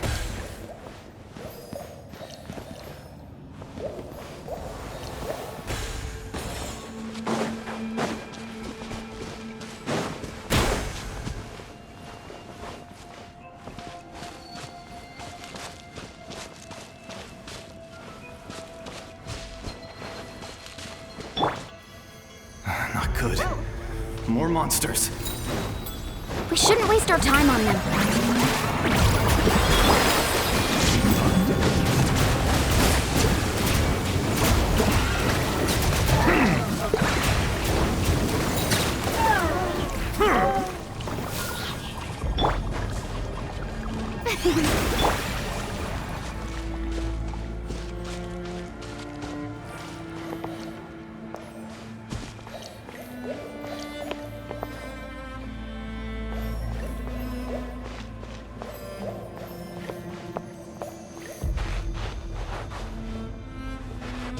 Oh, Paimon can't see anything! It's easy to get lost here. Just stick close.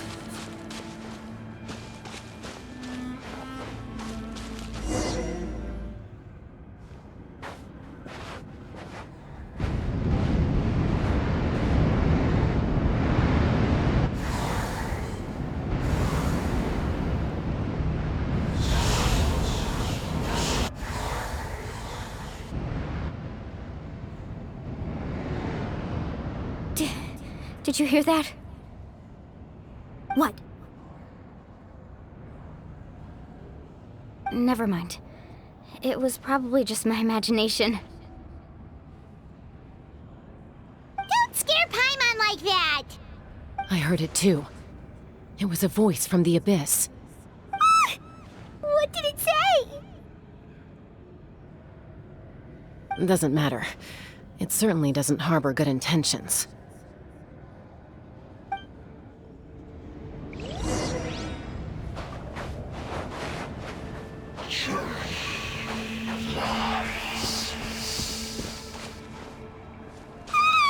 Paimon just heard it too! Let's keep going. Paimon wants to get out of this place!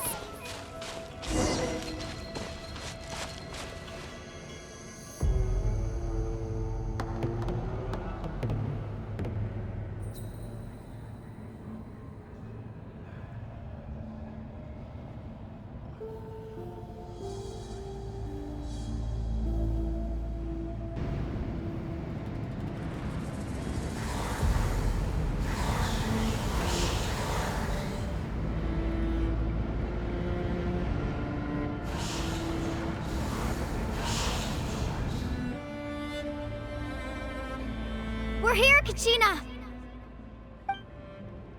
Oh, honey? You made it! Looks like our reunion will have to wait until we take care of these monsters. Good idea. Let's go!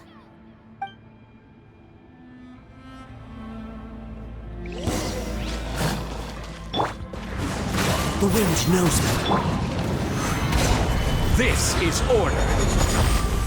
Shabam!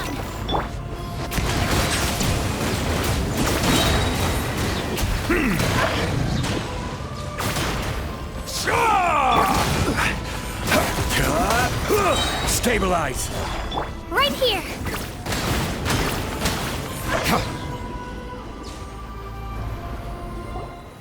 You're here! You're finally here! Thank you so much! That monster can appear from anywhere.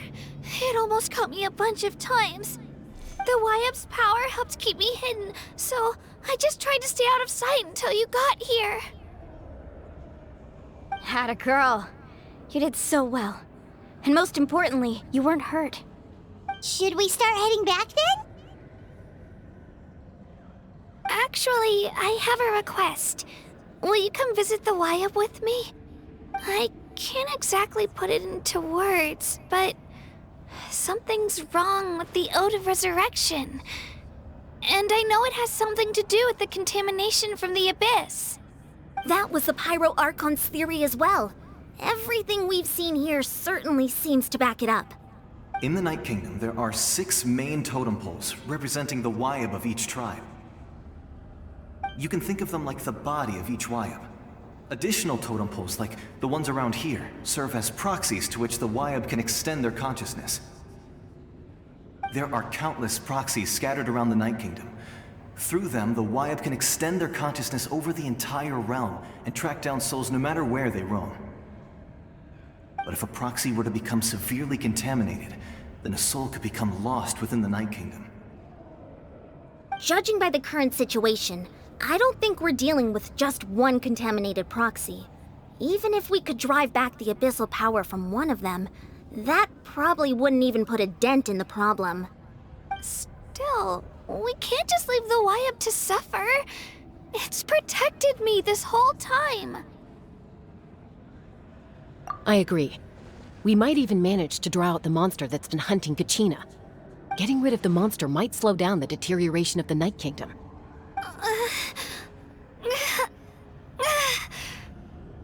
Kachina? What's wrong? Nothing. Just a headache. And that voice again, telling me to abandon the Wayab and leave this place. Maybe we really should leave. Kachina's already been here for too long. No, I'm fine.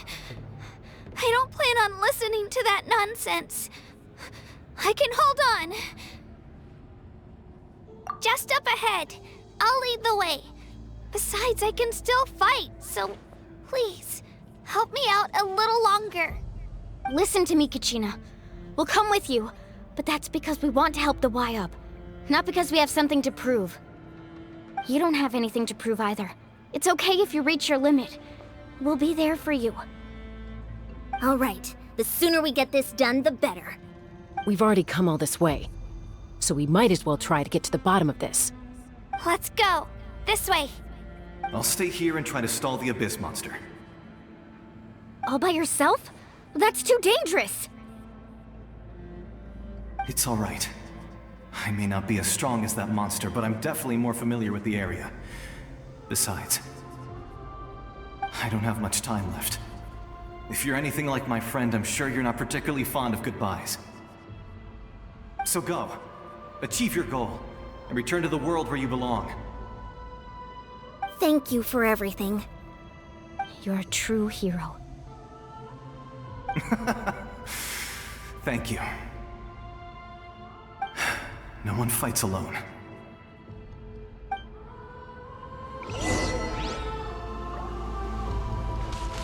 Does your head still hurt? Let me help you walk. I'm fine. You should know I'm made of stronger stuff than that.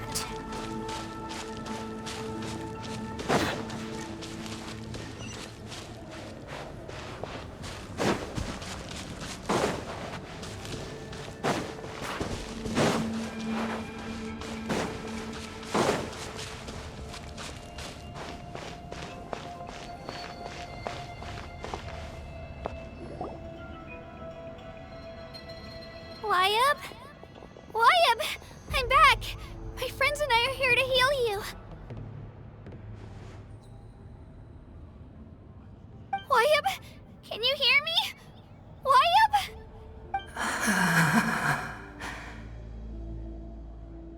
So we were right. The contamination is already too severe. It's preventing the Wayab from answering our calls. All right, get ready, everyone. Time to purge the abyssal energy from this place. Careful. We've got company. Already? You really think that puny soul could slow me down? Courage in the face of futility is pure folly. He tried to get in my way, so I disposed of him. You killed Malcolm? He would have dispersed with or without me. Rather than worrying about him, I would urge you to focus on yourself. You may have defeated others of my kind in the past, but underestimate me now, and it will be to your peril. No, the power of the Abyss is intoxicating. The destruction it seeks captivates like a masterful work of art. I strive only for the opportunity to see it up close. I thought this naive little girl was an exception, but it turns out humanity is full of lambs willing to offer themselves up to the slaughter. That is the tragedy of your short lives. You understand nothing of all-encompassing power. Ancient names, pride, friendship, all empty ideas invented to give you a false sense of self-worth. They possess no power at all. The Pyro Archon created those grandiose ideals out of pure selfishness. Anything to avoid sharing power. Anything to avoid handing over the primordial gift to ordinary people like you. Don't believe me? Then ask yourself, why is the Pyro Archon strong beyond measure, while you, Kachina, remain so pathetically weak?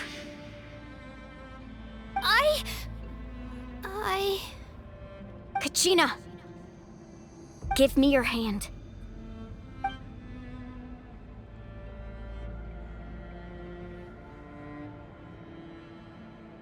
Feel that? I'm right here next to you. Thanks, Moalani. You're right. I have nothing to fear. Because I'm not alone anymore.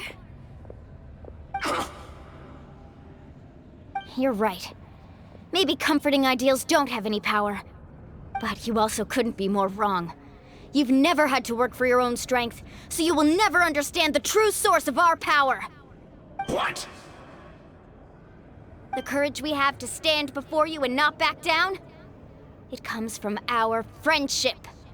The power lies not in the ideal itself, but in our commitment to upholding that ideal, and in our decision to stand together and fight! Well said! Let's go, Kachina.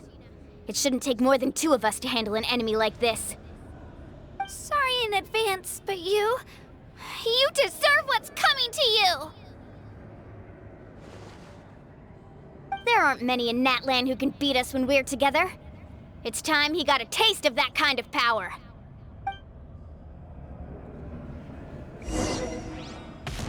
From the ashes to the Let her rip! Clear the air! Check this out! Best of luck! Let's ride! Woohoo! Need a surfboard?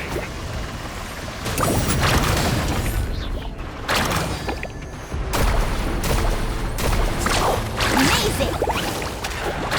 A glimpse of the future! Ho! Right here!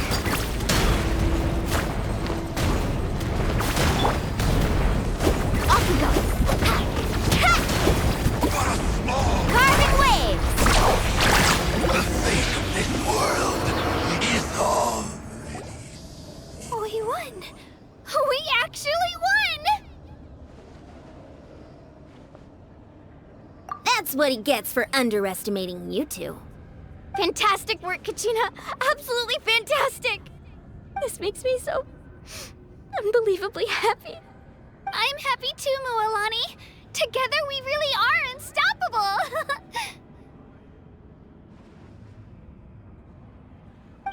Huh? What's happening?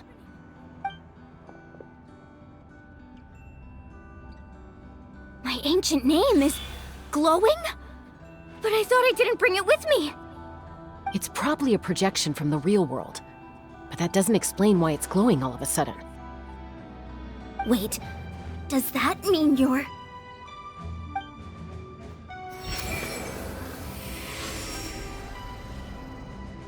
That was a bold move, diving headfirst into the fire to save your friend, especially in a place so overrun with abyssal corruption. Still, seeing you pull it off was really something. Everything you said was exactly right. As isolated individuals, we stand no chance against the power of the Abyss. It took years' worth of scars and lots of unnecessary suffering for me to understand that for myself. The Pyro Archon's plan will unite us as one. Everyone has a part to play. Only then will we have the power to defeat the strongest of foes. Who are you? Tupac, a warrior from the people of the Springs. I fought against the Abyss during the invasion 500 years ago. I've heard that name before. You were the giant who saved all of Natlan. Since you were able to awaken my words from your ancient name, that means you have fully embodied the aspirations of the Wayub. Under the name Umoja, you shall unite the tribes and save Natlan from its impending doom. Me? As long as blood still runs through your veins, even the tiniest spark of steel against stone can ignite a flame. Its blaze will become one with our vision for Natlan. Even amid everlasting darkness, our bonds remain eternal.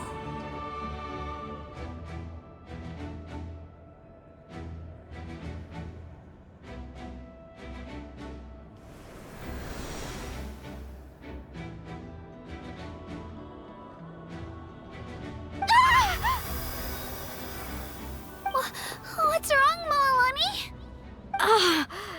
So many memories. My brain was just flooded with everything he once knew. So that's what happened. What do you mean? Did you just figure something out? 500 years ago, they foresaw the very crisis we're facing now. Efforts to save Natlan started all the way back then. We can go over the details once we get back. We shouldn't linger here longer than we have to. I know bits and pieces, but I had no idea Mualani was also part of the plan. This sounds like something that's going to need a lot of explaining. Let's focus on saving the Wayub first.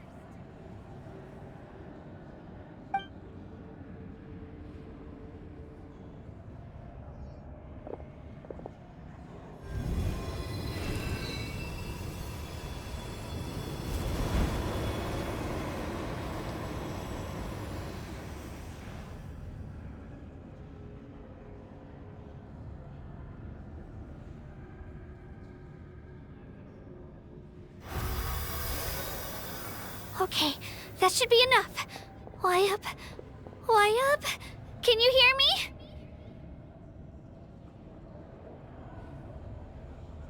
I hear your voice, Kachina, my dear child.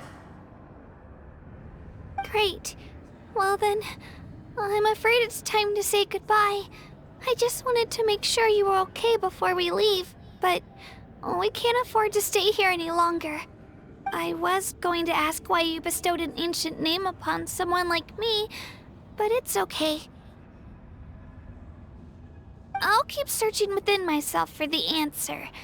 I'll never stop trying to improve my strength. One day, I'll live up to the hero you saw in me. You are already an outstanding child in my eyes, Kachina. No matter what happens. Huh? You are all my most beloved children. It has always been my honor to protect and nurture you.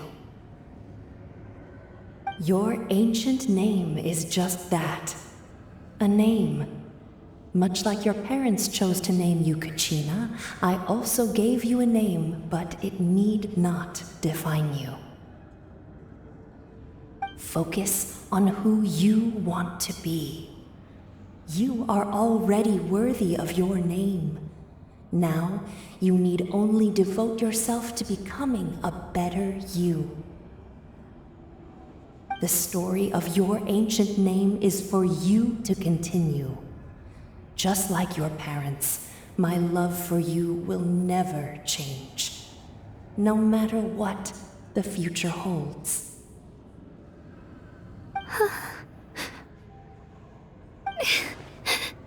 Thank you, Wyatt. It gladdens me to see the Pyro Archon's plan move another step towards completion. But it is time for you to leave this place. The situation here is getting worse. Go now, my children. Save Natlan on behalf of all you hold dear. I know we've never met before, Wyatt, but I just wanted to say thank you for encouraging Kachina. It was exactly what she needed to hear. Whoa! What's going on? An earthquake?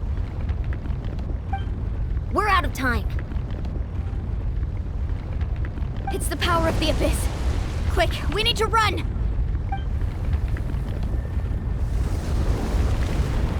It's a Seelie! The Seelie opened the way for us!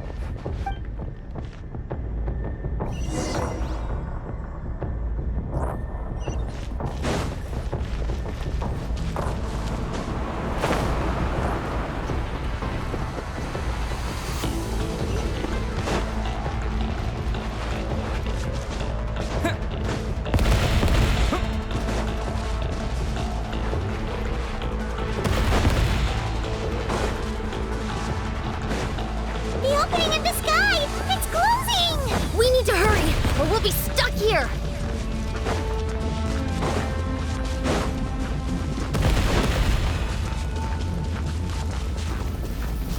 Watch out for the falling rocks! Quick, through the middle!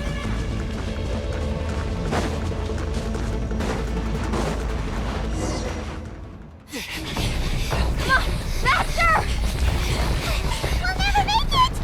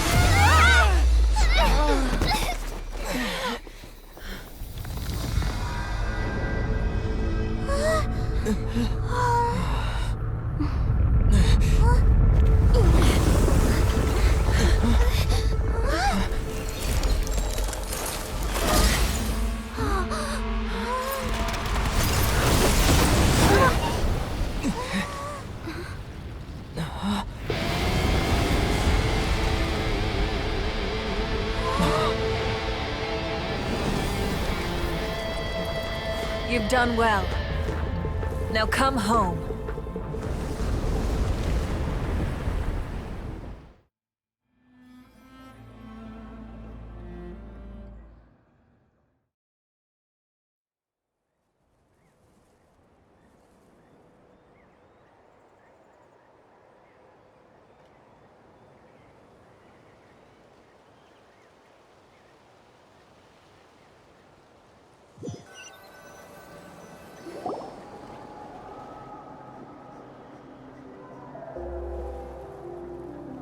We're back!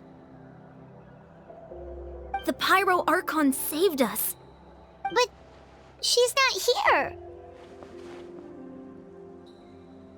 Yeah, didn't she say she used it all up? She's still in the speaker's chamber. What we saw in the Night Kingdom was just her consciousness. So you're saying her consciousness did all that? Every great display of power comes at a price.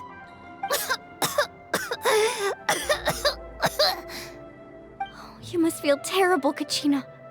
Just hold on. We'll get you to a doctor soon. Let's get back to the stadium. The Pyro Archon said she'd have a doctor waiting for us. I recommend getting a full checkup, just to make sure no damage gets left behind.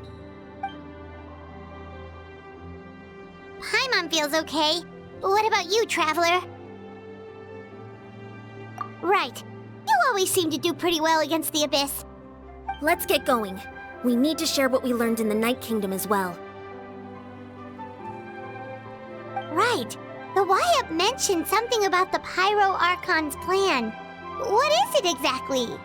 I'll let her explain everything. We're all a part of the plan now. Every move we make from here on out will decide Natlan's ultimate fate.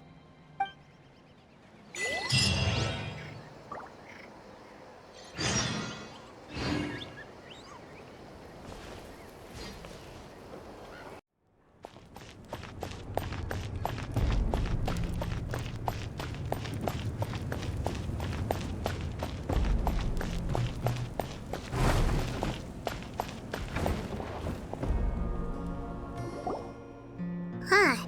There's a lot less stuff here than before. It's good to see you all here in one piece. I know you must have a lot of questions, but let Koichi check you over first. It's best not to let any lingering effects of the Abyss go untreated. Thank goodness you made it back. I came here as soon as the Pyro Archon told me about your plan.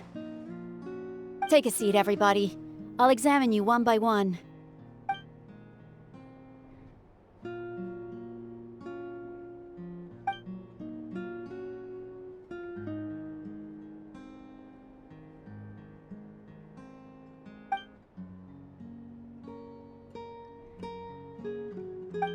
All right, that should do it for now. But just to be safe, I'll perform another checkup in a couple of days. I have to say, though, I've never seen anyone react to the Abyss like you, Traveler. It's like you're completely immune to its power. He always has been special like that. He can even purify its power. Wait, now that you mention it, Paimon doesn't think she's affected either. Given the current situation, that ability will likely play a great role in the events to come. Of course. I still have patients to see, so I'll head out. Thank you, Koichi. All right. We might not see eye to eye, but we both had good intentions. Just give it time. I'm sure we'll figure things out between us one day. Yeah.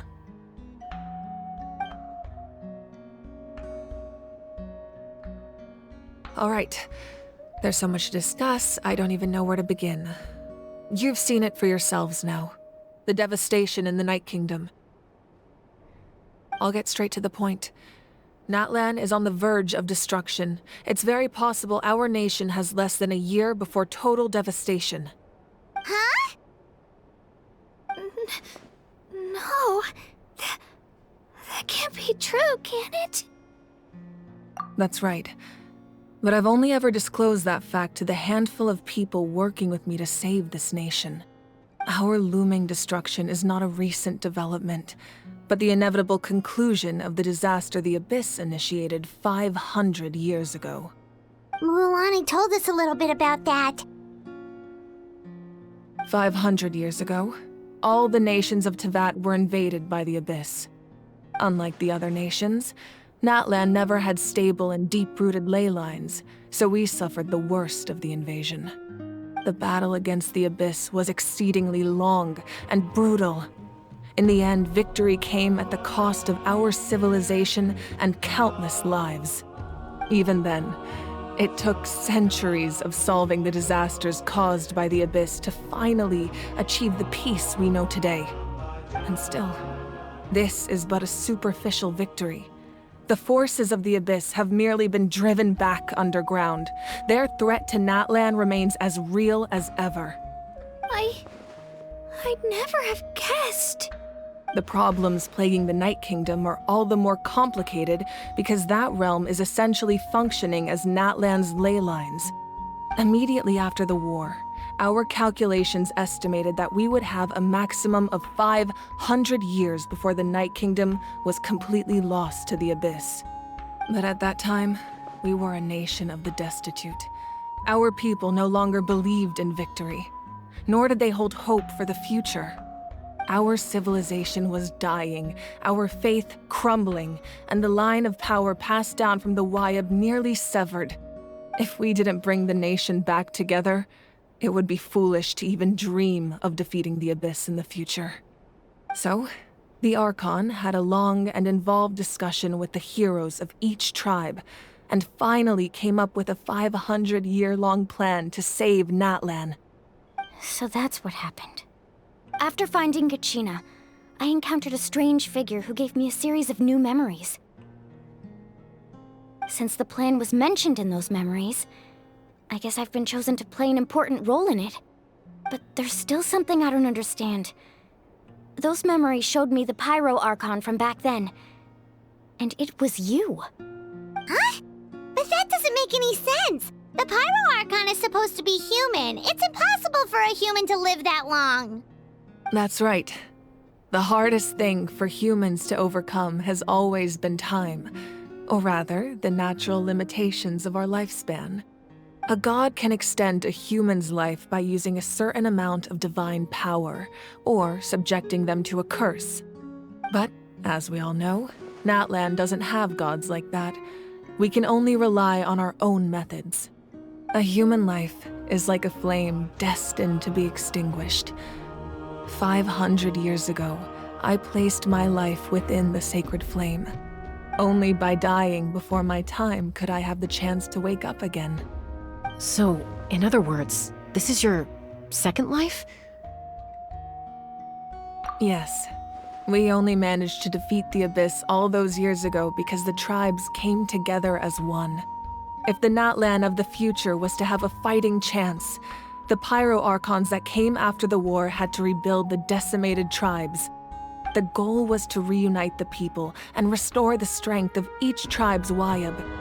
Once a tribe was back to its full strength, the tribe's Wayab would select a hero, indicating the tribe was once again ready for war. The Chosen would then stand by my side in defense of our nation, just like great heroes of old, 500 years ago. So that means I'm one of the Chosen? That's right. You bear the ancient name Umoja, the same one held by the hero from your tribe 500 years ago. It means unity. After your adventure in the Night Kingdom, I trust you've come to fully understand the meaning of that name.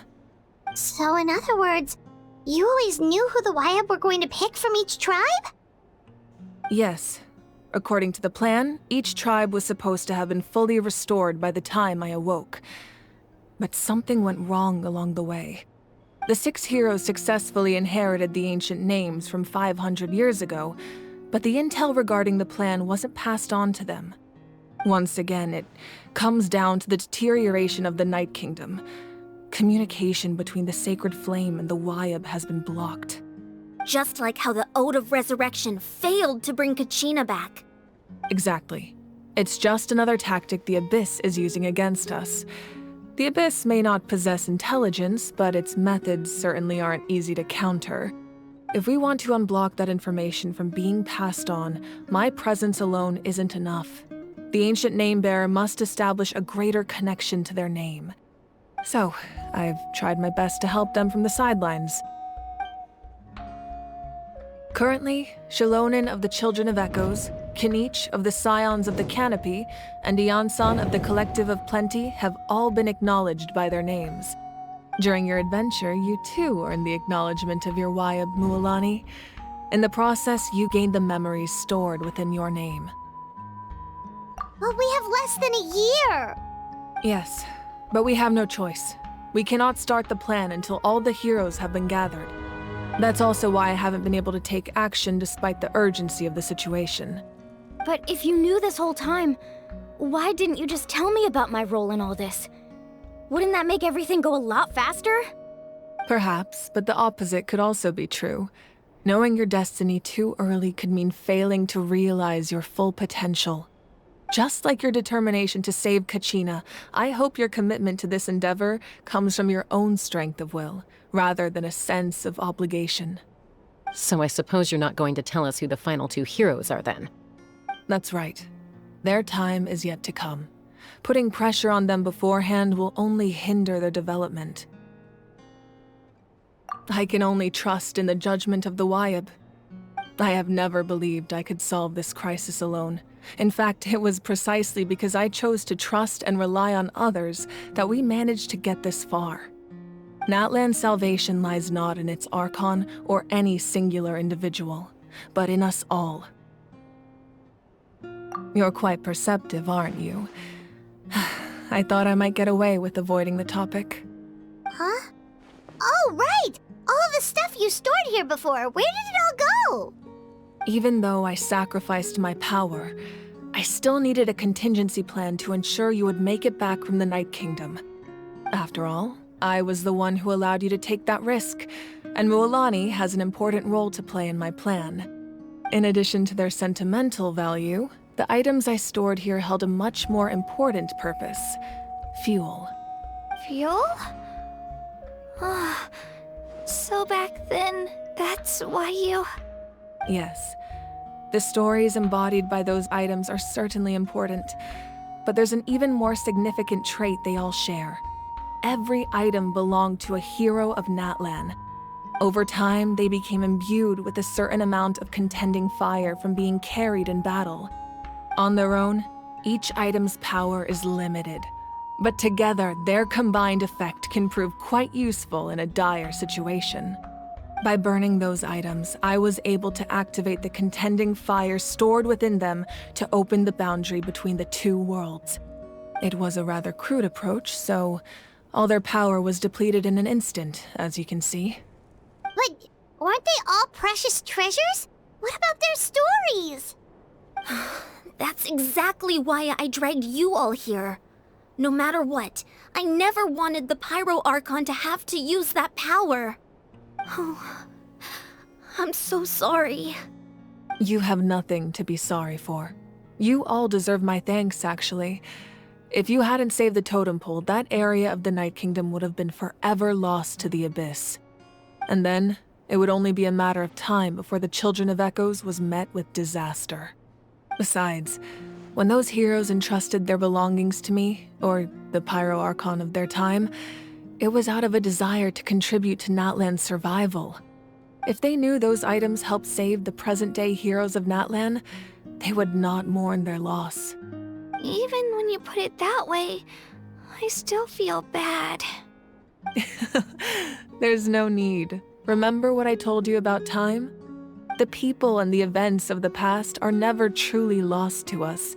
We simply carry them with us in a different form. In that sense, we didn't lose anything at all. If you still have regrets, let them fuel your resolve in the battles to come. Your deeds will become new legends and nurture new forms of power just like the items once stored here. Well, we'd still like to return the favor.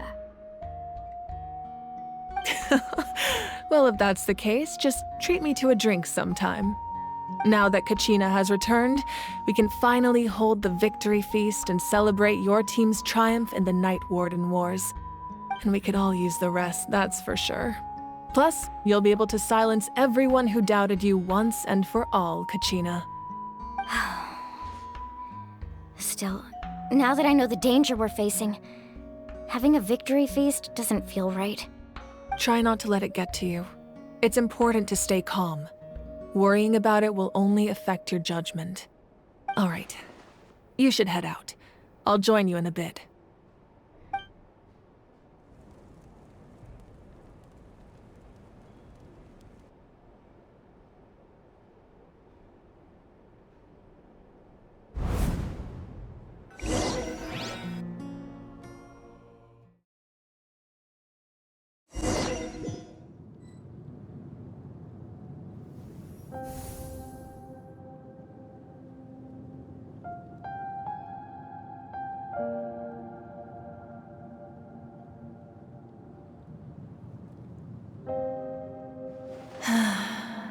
When I was young, I used to sit by the hot springs and listen to the stories of warriors from all over Natlan.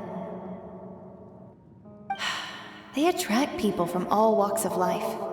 Friends come easy here, no matter what tribe you're from.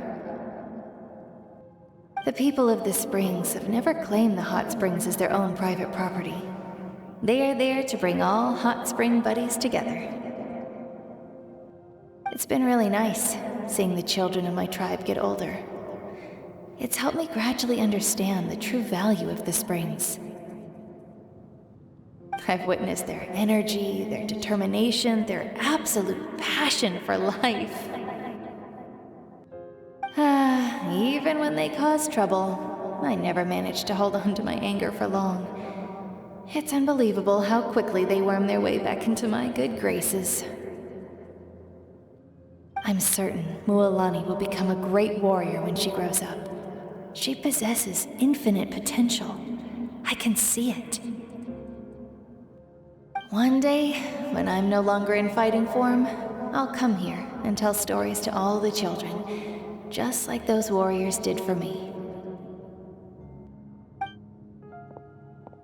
So, you better get busy, Pyro Archon, or I'll end up running out of stories.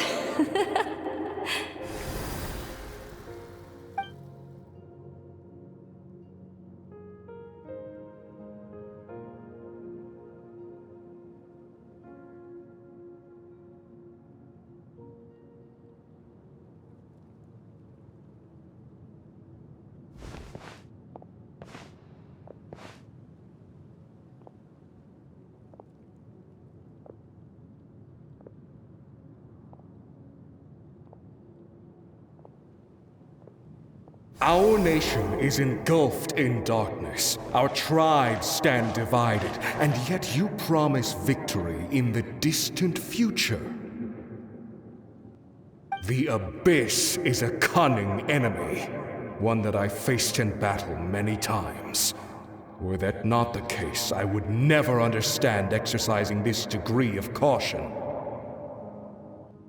My rage will never know absolution, and my power will no longer aid you in victory. But you came to me because you knew you could convince me with just a single sentence. I understand your choice. The heroes of today will forge the path ahead with blood and fire. Just remember to earn us the victory we are owed. Otherwise, rest assured, I'll find a way to collect the debt. For Natlan.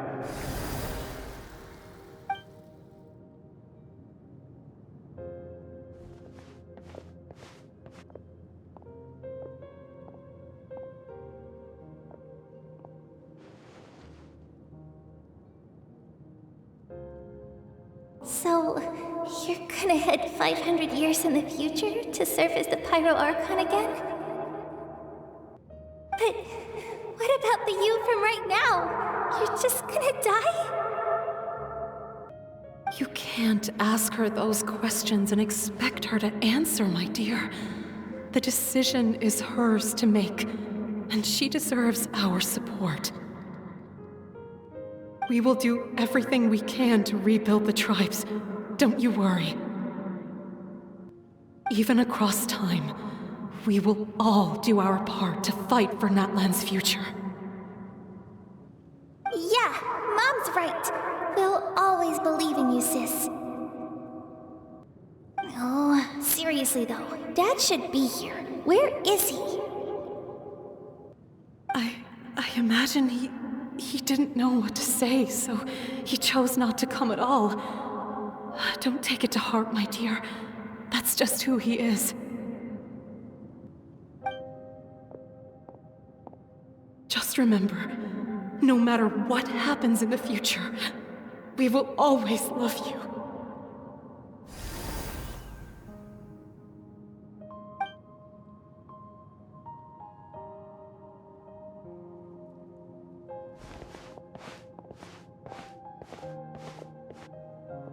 I'll come find you one day. I know I can't live that long, but I'll think of something. There has to be a way for us to meet again one day. If there's an answer out there somewhere, I'm gonna find it. So, don't forget about me.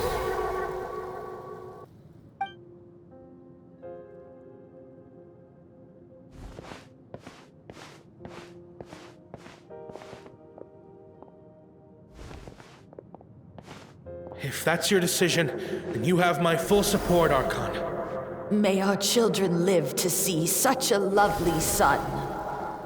For Natlan! No one fights alone.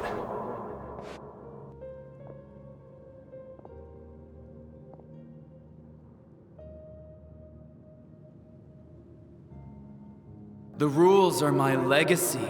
They shall grant us the strength to overcome the next tragedy. War forged the 6 tribes, taught us how to fight, instilled in us what it means to love. Who will be the one to bring this to an end?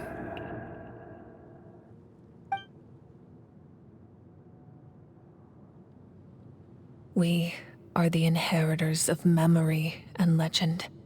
Those who grew alongside sun and wind. Those who forged our own destiny and future. That is Natlan's fire. The lifeblood of our nation.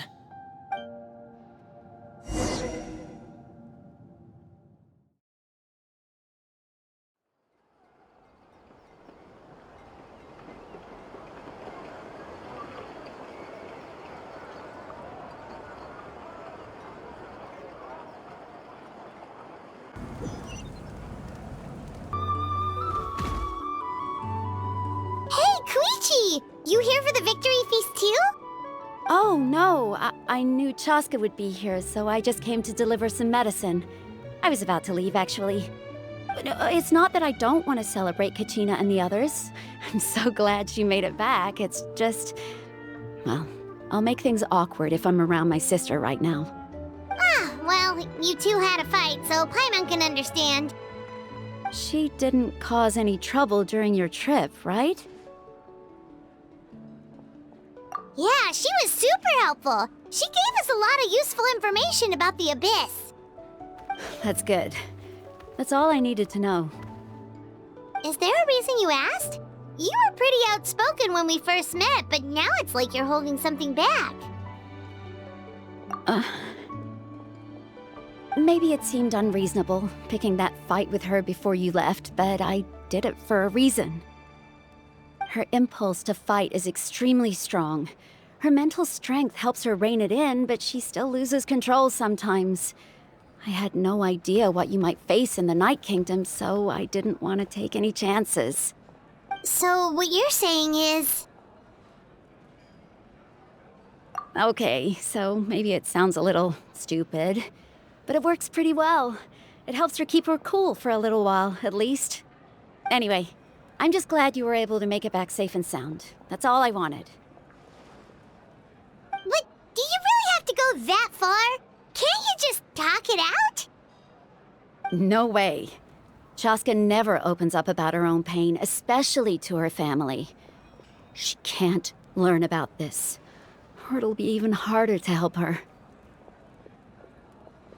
I appreciate the understanding, and don't worry. I'll find a way to help her ease this burden. Anyway, I need to get going. Enjoy the celebration. Oh, and if you ever need a doctor, you know who to find. Huh. Who would have thought there was a deeper reason behind their arguing? In the end, it's all the Abyss's fault. Paimon's had enough of them.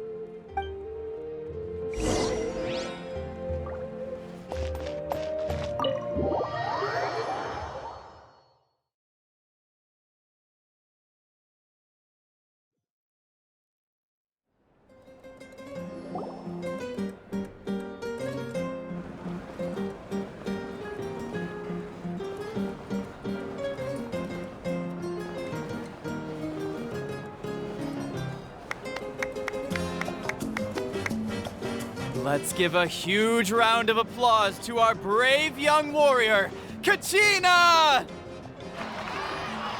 Woohoo! Well done, Kachina! Thank you, everyone! I'm so glad I finally made it! I always knew you could do it! With so much potential at your age, you have a great future ahead of you. You're one to talk. Don't think I didn't know you were the first person to abandon your team. I'll be dealing with you when we get back. I had no choice! My friend invited me, I couldn't just say no! Oh, really? So you weren't just trying to get ahead in the first round? I wasn't, I swear! I just happened to find that bearer injured in the wild, so I stopped to bandage his wounds.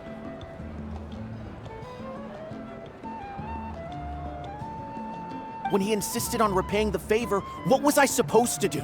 I'm just one person. I figured Kachina would have no trouble replacing me. But the fact of the matter is that after your departure, everyone else started thinking about swapping teams too. I'm really sorry, Kachina. It was wrong of us to abandon you like that. It's amazing that you still made it all the way through to the Night Warden Wars. That's the highest honor. So, what about you guys? Did you make it far? Our team captain drank too much the night before the competition and turned up late to the stadium on the day. We got disqualified.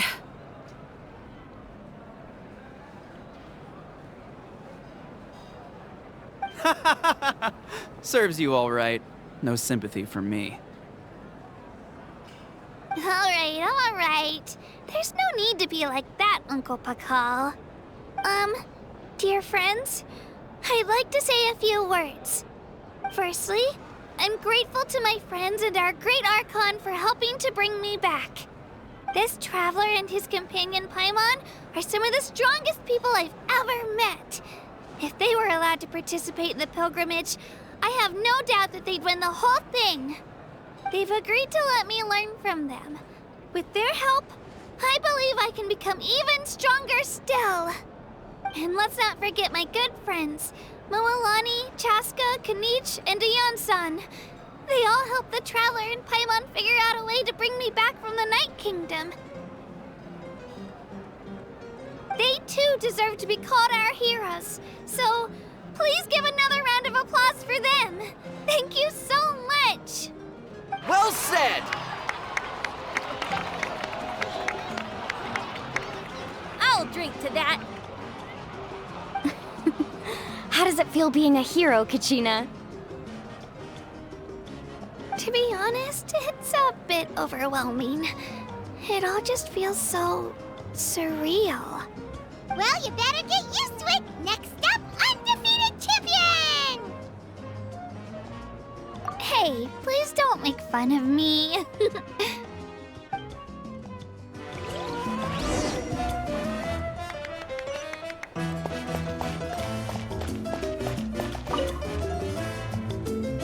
You're here.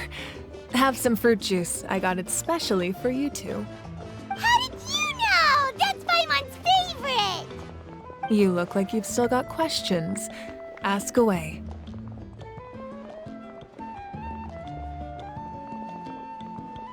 Because they had their own lives to live.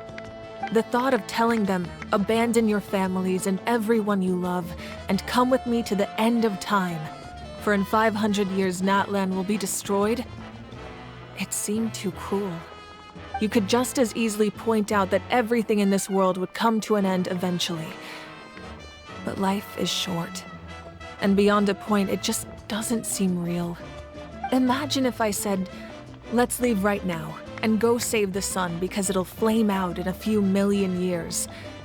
It would sound quite ridiculous. I couldn't make them shoulder that burden with me. Besides, every generation will have its heroes, this one included. The plan could still work without them.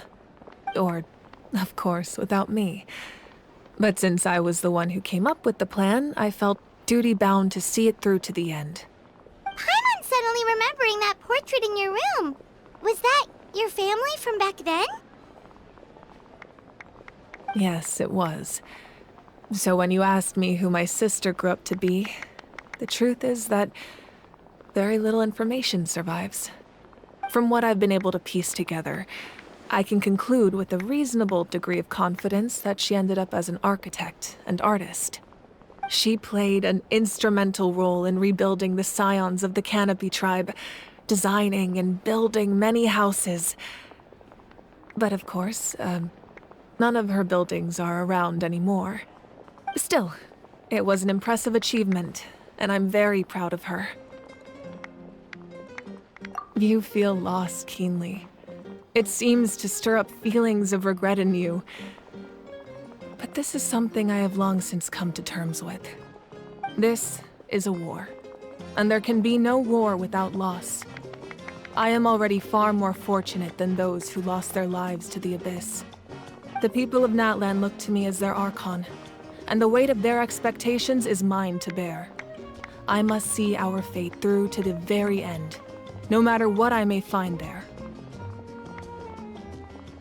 Yeah, doesn't that mean the way everything ends has already been written, including your plan?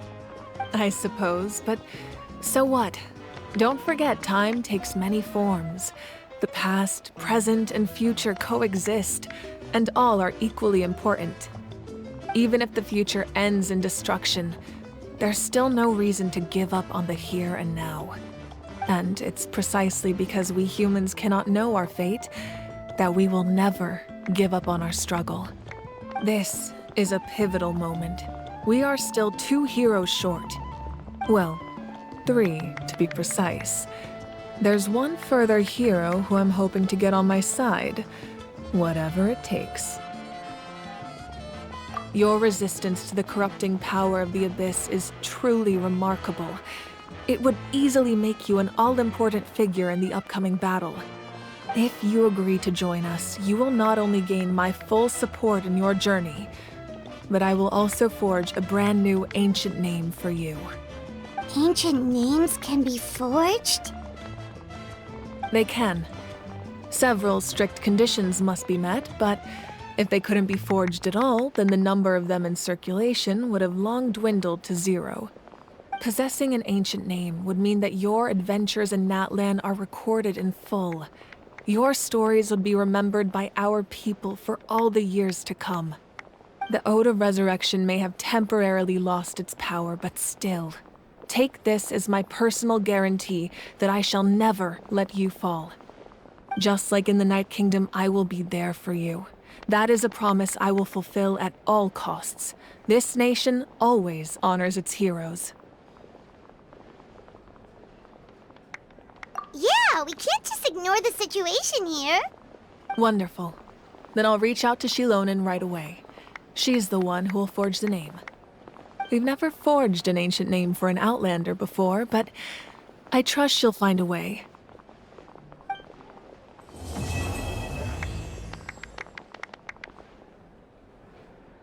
My lord, we've received word that the Pyro Archon has lost much of her power. Although your injury complicates things, this is most certainly the opportune time to seize the Gnosis. Victory and defeat are rules, not outcomes. I have never taken advantage of an opponent in a time of weakness, and I don't intend to start now. As for you, I must confess, I did not expect that little trick of yours to save the day. No matter how dense the fog, as long as the sun remains, we cannot turn day into night. She could have dispelled it. She simply chose not to. You don't have much time, and you're injured on top of that. What do you plan to do next? I'm beginning to see just how useful you may turn out to be. You heard something from here, didn't you?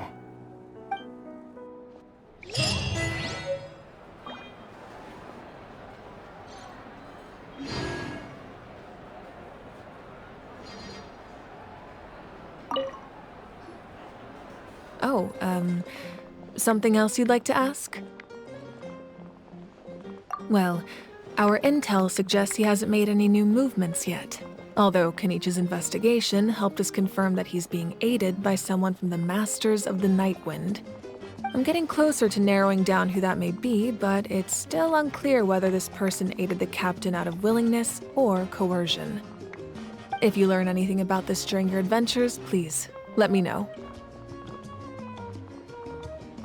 Oh, something else you'd like to ask? The Abyss is the most formidable enemy in all of Teyvat. In the beginning, it took failure and tragedy to even begin to learn how to fight back. All of the methods you've seen in other nations were developed based on experience and insight passed down over generations.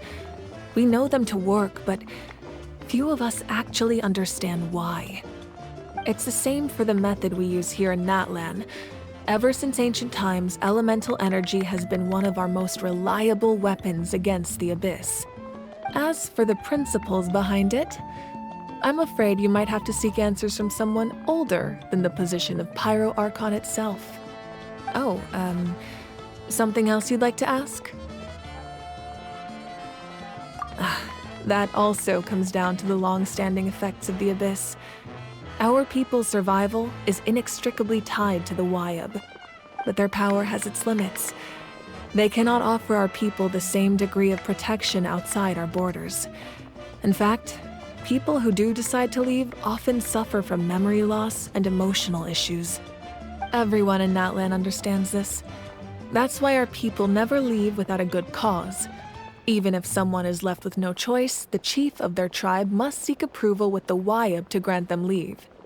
And the Wyab have always been very strict about granting that approval, since extending protection beyond our borders means consuming power reserved for our fight against the Abyss. Still, there's no need to worry.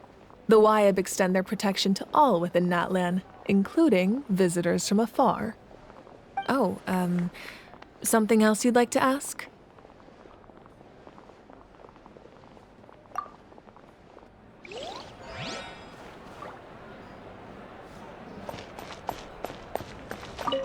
It's rare to meet travelers as strong and brave as yourselves. I raise my glass to you. Anyway, my sister's already gone back to our tribe. She has patients to treat. Oh, we actually ran into her on the way here and, well, Paimon just thinks she really cares about you. Yeah, I'm planning on visiting home myself in a few days. To tell her and the rest of the family that they need to be extra careful. I just hope they take it seriously. The Abyss has likely sensed your arrival in Natlan by now. So exercise caution on your adventures as well.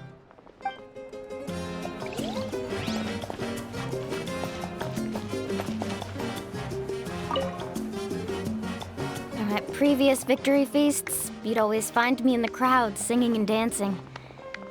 But after what I found out today, it's too much. I'm still trying to process it.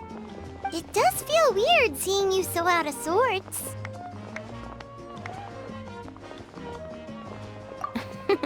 Is this another pearl of wisdom based on your adventuring experience? Well, Paimon agrees with the Traveler. Everyone's come together to celebrate Kachina's achievements. That's gotta be a first. You're right. Kachina looks really happy. And now I'm being the moody one. Enough doom and gloom. Time to shake it off.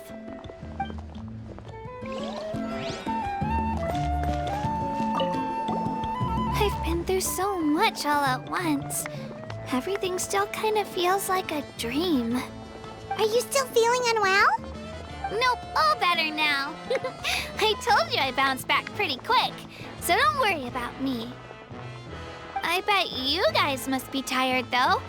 Make sure you get some good rest tonight. You gotta recharge so you'll be in the mood to have fun.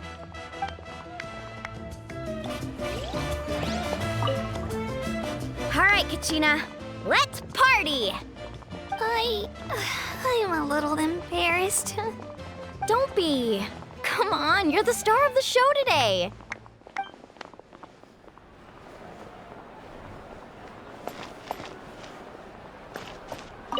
My apologies.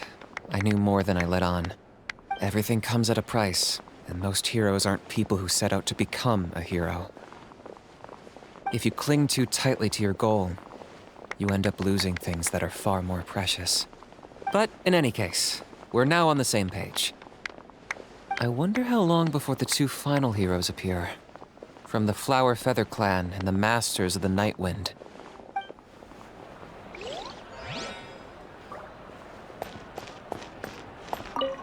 It cost us a lot, but we got Kachina back safely, and that's what matters. There'll be even tougher challenges coming our way in the days ahead, though. We'll have to train harder, make sure we're in peak condition. That includes you, Paimon. I can do a special one-off session to show you the ropes. Interested? No thanks.